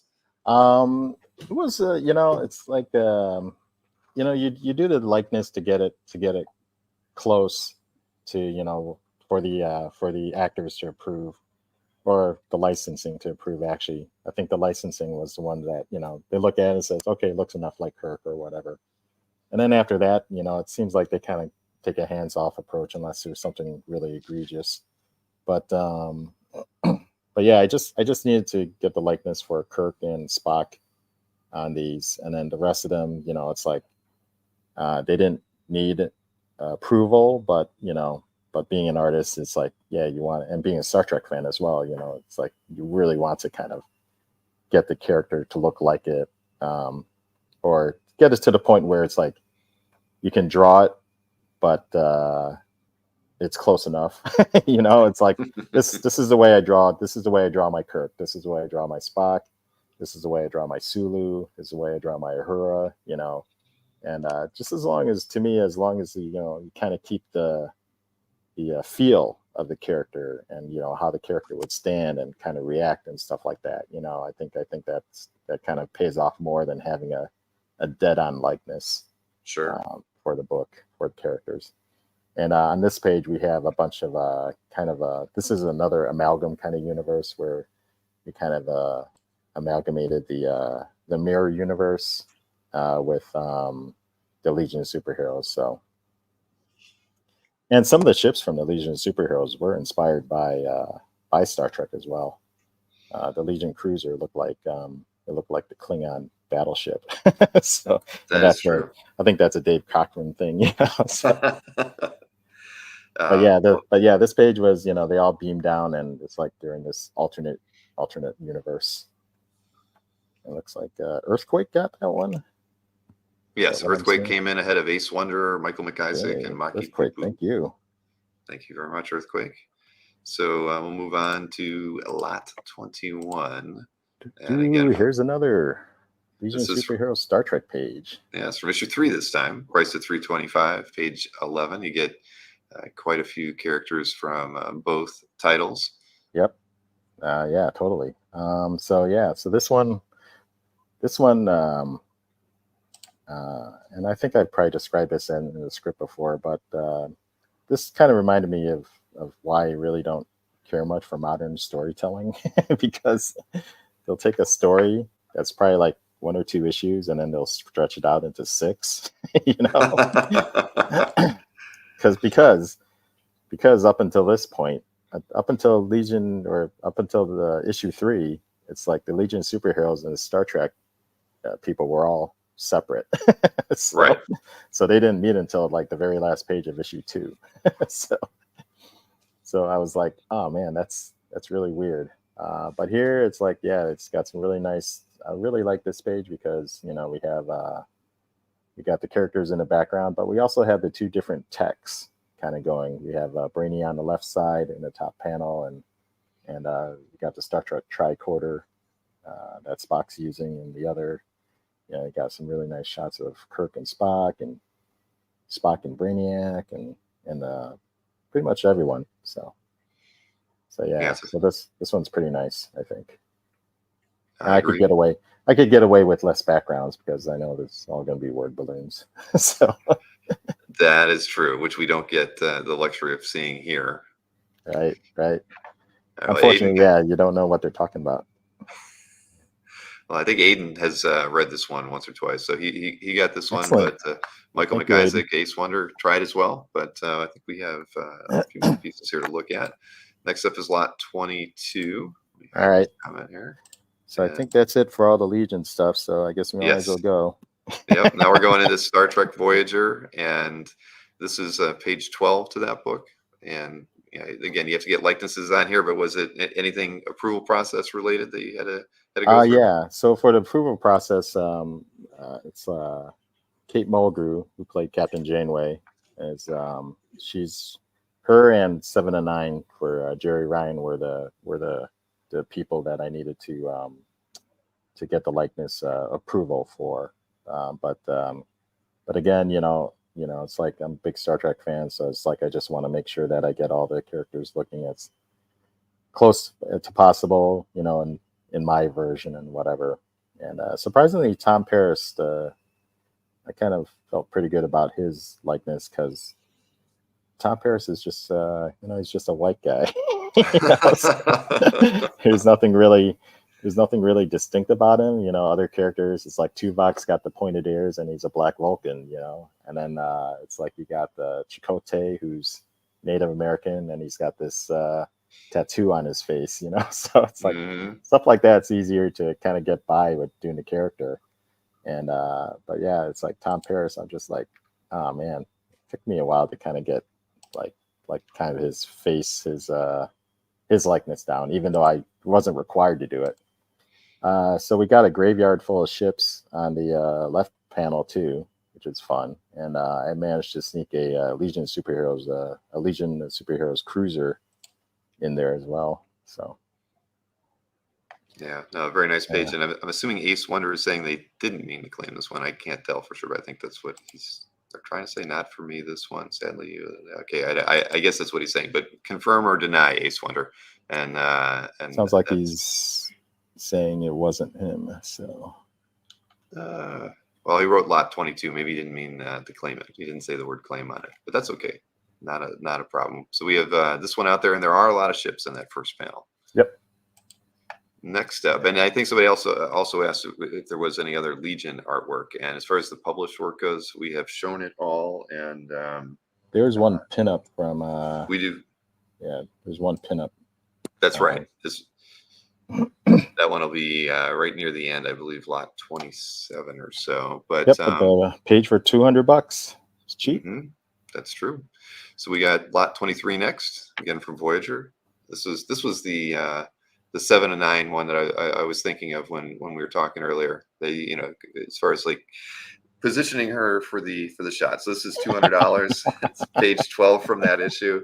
She had to approve this, so the big thumbs up. The licensing. Approved, okay, yes. The licensing approves the look. It's like, I don't actually know if Jerry Ryan ever even seen any of these pages. So yes, it's just the nature of the beast. But exactly. yeah, they're all our Voyager crew is going undercover as Borg onto this ship that's been appropriated by aliens that have kind of stolen some Borg technology and whatever. So it's got Chakotay, got Tuvok, got a lot of nice little detail and stuff. And actually, Phil did the backgrounds on these. I kind of laid them out because we were under a time crunch on this. So did he do it? Yeah, yeah. So he did the backgrounds on these.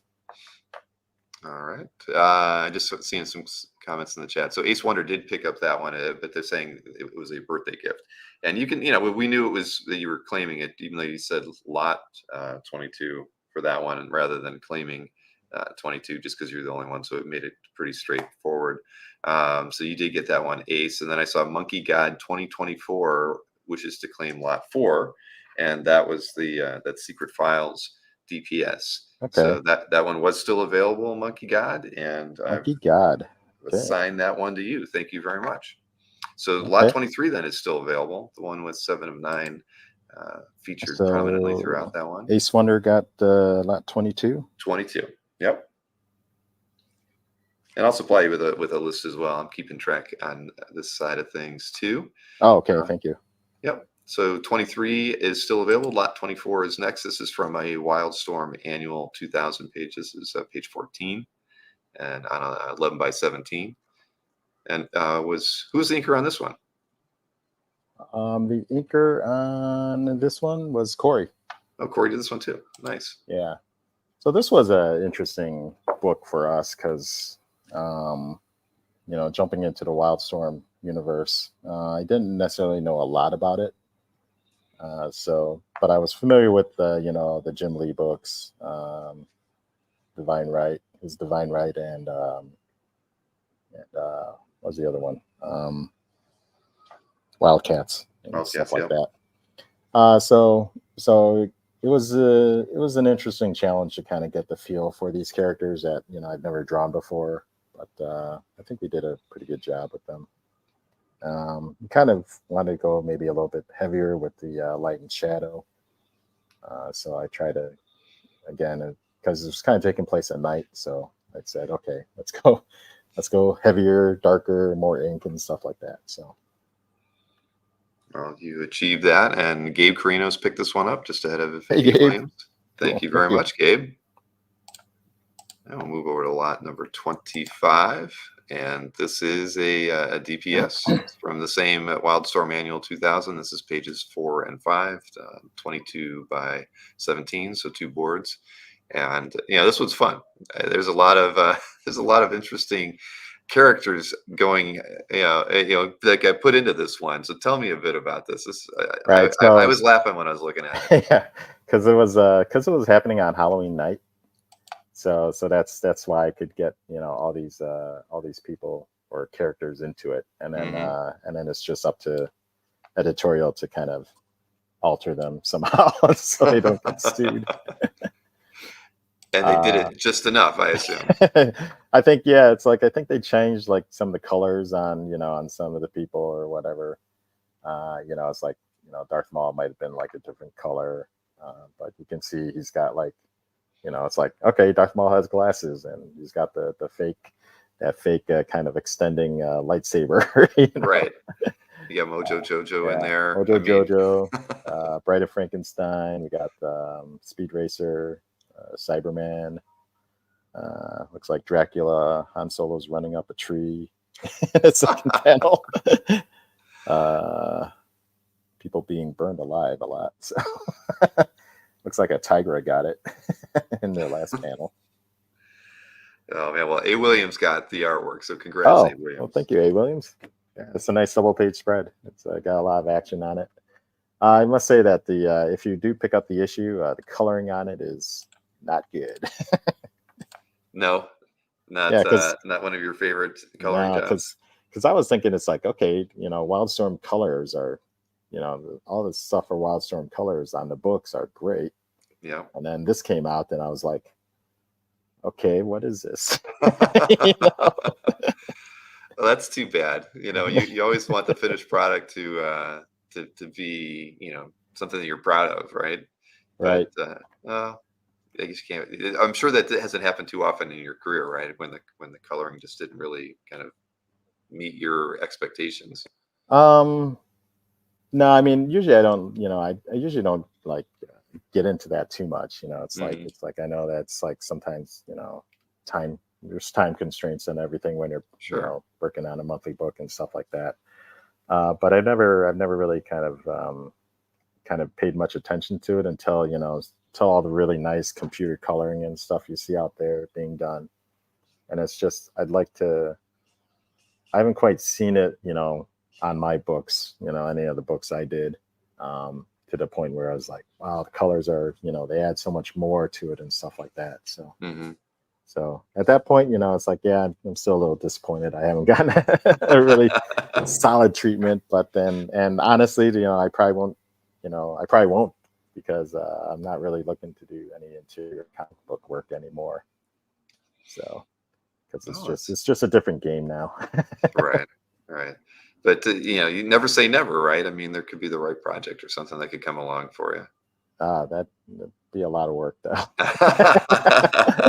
All right, so you'd have to really, really, really want to do it. Right, Uh, right. I do have a okay. Legion, so I do have a Legionnaires idea for our Legion of Superheroes. It was a Legion of Super Pets kind of story that it came up with, and I just don't know how to end it. It's a good idea, it's a fun idea, but it's like, yeah, I just don't know how to end it, or after you get to this point, I don't know what the back half is. So, Sure. but it'd be good for 2 issues. Hmm. So we Well, could have fun with that.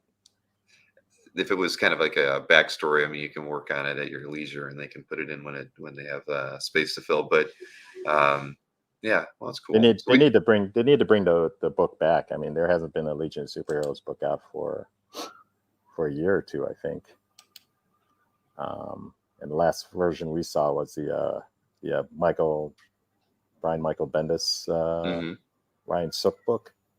That iteration of the Legion, and I think in my opinion, I think they just kind of went too heavy, too fast. They brought Superboy into the future, and they're like, "Hey, we're the Legion of Superheroes, and here's like 30 characters." And they look totally different because Ryan Sick did all these redesigns, which I think kind of and I don't think Ryan Sick was necessarily the fastest artist, but I think the way he designed the characters he didn't do himself any favors hmm for his deadlines. They were really cool looking, but it's like I'm like, yeah, that's gonna take a lot of time to draw that character. Right. It's like giving everybody a Jack of Hearts kind of costume, Oh and yeah, yeah. um, I did yeah, one of the projects I did work on was I did sketch cards for Upper Deck on oh, cool. the Marvel annual for 2023 so now I'm a sketch card artist. So That's great. We're getting more and more familiar with the sketch card artist side of things now that we're because of OAX. Actually, there were sure. a lot of collectors that came there from that, and we're leaning a little bit into that in year two, bringing a couple artists who Yeah, are known for doing sketch cards. I mean, again, it's all new to me. I mean, right. certainly a lot of that work's posted on CAF, but it's not things that I follow or know a lot about. But No, yeah, but yeah, there's a hardcore group of collectors that love picking them up, and they sell for pretty good money on yeah. eBay. Well, I do have some artist proof, so I do. I've gotten one artist proof claimed so far, so Oh, good. we'll see. Uh, uh, But yeah, going back to the Jack of Hearts, mhm. I did. So I guess She Hulk has been dating Jack of Hearts, so so I've got a double. There's a double panel or whatever. I think they call it a booklet, and yeah, I drew Jack of Hearts and She Hulk. Getting ready to fight some off-screen villain. So Very cool. All right, we have three more artworks to look at, and then we'll recap the pieces that didn't sell. These three, they're on 9 by 12. I think I wrote on the slide 11 by 14, but that's because I didn't know and I didn't have the chance to ask Jeff before I made the slides. But these three are 9 by 12, right, Jeff? yes, they are 9 by 12, not by 11 by 14. Very good. All right, so we'll do lot 26 first, and that was the Black Cat piece that we've seen a few times. I think you even showed everybody that piece earlier, but this one's on 9 by 12, priced at 250, and very nice, very color piece. I like the red highlights, the essentially the lighting effect that you put on her. Very nicely done. Thank you. Yeah, they're done with the color Copic markers, and I use a Pentel a color brush to ink it. And yeah, I spent a little more time on these than I would kind of like your normal kind of commission that I would probably do on Whatnot. Because in Whatnot, usually I just usually try to get done, um, within that time frame. So Exactly, while the stream's going on. Well, this one, Matthew W, thank you. Matthew W picked that one up, and I see Ace Wonder has gone ahead and claimed lot one. Lot That one. was, yeah, that one was still available. So I'm making a note. All right, yeah. So adventure page 8. Yeah, yes, that is correct. Excellent. So thank you, Ace Wonder, for that. And thank you, Matt W, for picking up lot 26. Gabe and Maki Poo Poo were also interested in that. We've got 2 more to look at here. Lot 27. Let me hide the comment there from Ace. So again, this is on 9x12, not 11x14, priced at $250. Emerald.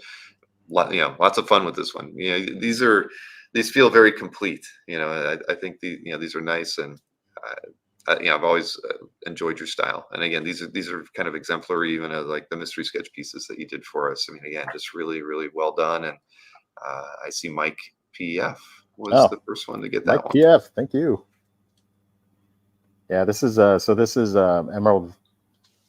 the Emerald Empress, but it's Emerald Vi, you would call her, because Shrinking Violet was taken over by the Emerald Eye. So she's a little bit more grown up, The eye aged her up, so she could look sexier. So we don't run into any trouble doing teens. Oh, and you're holding it up too. I'll just give everybody there you go. Right. There you go, Mike. Congrats, Mike. Here's a black cat as well. Yeah, beautiful. These are fun. We can show the last one, lot 28. This was the magic pinup that you did on 9x12, priced at $250 as well. Magic. But yeah, this is very nicely done as well. But get some. I might do some karaoke here. Oh no, yeah, that we've. I'm not Howard, where I'm like, I've got a song in me. It's like I just do karaoke. So. Howard was born with the gift of song. He is. He is amazing. But yeah, but we've threatened to do like Comic Art karaoke at some point in time. But Howard would be like he'd be the star. Right. Yep. He'd hog the limelight. Yes, he would. So Matt W picked this one up ahead of Jerry, Gabe, and Maki Poo Poo. Oh, thank you so much. Appreciate it. Abs. Yep. Marcus, thank you for noticing. I like my toned women. Mm-hmm. Yeah, they were all great, Matthew. You've certainly got that right. So let's see. So we have 3 unsold pieces. Oh, I'm full screen now. Why did that happen? All right, there we go. That's better. So we have 3 pieces that we haven't sold. So I'll recap those for everybody. If they're not claimed live, if anybody's watching the show after the fact, you're more than welcome to shoot me an email, bill@comicartfans.com, and I'll let you know if they're still available. We, as we spoke earlier at the beginning of the show, Jeff's going to be putting these things in the mail to me on Tuesday morning. So, any pieces that are unsold, we'll put up on CAF and let people know that they're still available. And the cutoff date will be the end of the day on Monday for getting those claimed, so that when Jeff sends everything to me, I have all the art to ship out. But so let's see here. Recapping, we had lot 1 did sell. So we have the that Amazon pinup that is published from '98, I think it was. This was priced at $200 on, and it was 11x17 as well, right, Jeff? Yes. Yep. Okay. You got it. Did not write that one on this slide. So this is lot 2 available at $200. Then we also had lot number 3. That was the Gen 13 issue 51 page that was priced at $175. And the only other piece available was lot 23. And that was that Star Trek Voyager piece with 7 of 9 and several other members from the crew. I think I see a Borg in there as well. Well, they're dressed up like Borg. Oh, they're dressed up like Borgs. Okay. See, when you don't have the word balloons, how do you know? That's true. All right. So those are the 9 haunches in there. Yes, more than once. So those are the 3 we've got left. But anybody that claimed artworks today, remember, I want you to email bill@comicartfans.com after the show. Shoot, let me know which pieces you claimed. I've got everything written down here, but it's always good to kind of write the lot numbers in your email. And I appreciate it if you put your mailing address in that first email as well. Just makes things a lot easier for me, especially since I'm on the road. I'm probably going to be going to lunch after the show because I'm kind of starving at the moment. So I might not reply to people for a couple hours, but get those emails out to me as you can this afternoon, and I'll reply, and things will go along really well. But Jeff, fun as always. I think we did the I had last a great time.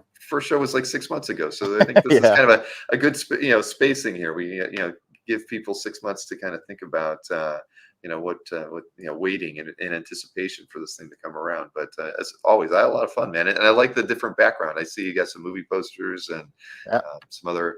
yeah. So this was the Japanese version of the Empire Strikes Back poster. Mm-hmm.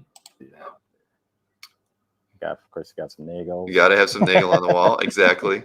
Had those since high school, and then there's this nice, Travis piece, right? I assumed it had to be That's nicely the original. nicely matted as well. That's cool. Yeah, Scott Peterstad was my framing guy for a bit. He's great at it. He was working at like Hobby Lobby. Wow. Some Herbert Paws illustrations from like the 1940s or something. Huh. I'm not familiar with Herbert's work. They look really nice. Yeah, where I picked those up. I might have picked them up over at San Diego Comic-Con where Mitch Ickowitz was at. Oh yeah, yeah. When he had he had that huge setup always down at the lower Herbert Hall. He was all the way at the end of Hall A, and Artist Alley is in Hall, D, or G or whatever it was. Yeah, that was I hated that. That was such a long walk. And for me to go, like, if you try to go through the hall at San Diego Comic-Con, it's like it would take you forever. So I always had to exit outside the hall, walk along the street, and then cut back into Hall A. Just to see what was over there. So well, back during that time, that was where all the art dealers were too. I was the one that got who was it? I got Berkey and Mark Hay to go down to Artist Alley because I was just like, this is crazy. The artists are over there. Right. Why are the art dealers down here? So that was kind of the beginning of the exodus, was when I convinced those guys to share an aisle, as well. Yeah, I thought you get a vintage guy and you get an art rep in one aisle, and you'll have like a big attraction down towards that. Yeah, that I think a lot better. Yeah, when they had the illustration, all the illustrators. Yeah, that whole area is right. All right, you had remember Donato used to always set up in that area. It was always fun getting to see his work, and then I wanted to buy a prelim. His prelims were cheap. I should have bought one. Kind of regret not buying them. Agreed. Prelims are something that I like to look at because, again, I'm a process guy. So it's like, and I did buy a number of prelims from like Mitch Ickowitz of I think I posted some of them, but there's this artist Kazuhiko Sano. He did a bunch of I don't know if he did that poster or not, but he did a bunch of Star Trek novel covers, and I saw the paintings and I was like, the paintings, but the prelims is beautiful penciled art, graphite on vellum or tracing paper and stuff like that, and yeah, I just love that stuff to look at it. But. Agreed. I thought Mitch always did a great job with his booth back in the day. Superman. I mean, I kind of miss seeing that. Oh, Michael got a Donato Superman pastel piece. Wow. That's cool. Yeah, I mean, his paintings are a lot of money, but his pastel pieces, even that he does today, are very affordable. And a lot of those, like you said, they're prelims for the paintings that he does. So I've never picked anything up yet by him, but he's on my list because I see whenever I go to IX, that show in PA, he's always set up there, and he brings a lot of new pastel pieces with him. Right. So I see number one Marvel fan says we need to have an art show on Saturday nights. So we do. I do have a show, I think, in a couple weekends with Jiggy's crew from Next Comic Art. Yeah. That'll be in the evening because that'll be. Yeah, usually do Jiggy's crew at nighttime on Saturdays, on the weekends. Right there, and I misspoke. Jiggy's going to be later in September. I've got Yoshi from the Japan Comic Art Expo crew. So I've got them in a couple weeks, and then Jiggy later in September. So there'll be a couple Saturday nights to fill coming up. Again, well, Jeff, this has been a lot of fun. And again, I totally enjoy getting to hang out with you. And I really have to tell you, I thank you for all the time you spent in the chat over the last 3 years too. Kind of, just being a part of the show has meant a lot to me. And then, you participate in the mystery sketches and now doing these is with me as well. It's a lot of fun, and I, I'm still a appreciate it. big comic art fan, so I'll, I'll always be here. All right. Well, And listen, everybody. thanks again for having me, and thanks again for Mhm. everyone that's here and bid on something. And I'm sorry if you didn't weren't able to get in, but I think we'll have to probably have another one of these. Exactly. Just And in between that, check out Jeff's Whatnot show. It's linked in the show description. So, he tries to do one or two every week, usually two. So you can always catch him in between shows here on the Comic Art Live channel. So thanks for tuning in today, and enjoy the rest of your weekend, everybody. We appreciate you. Take care.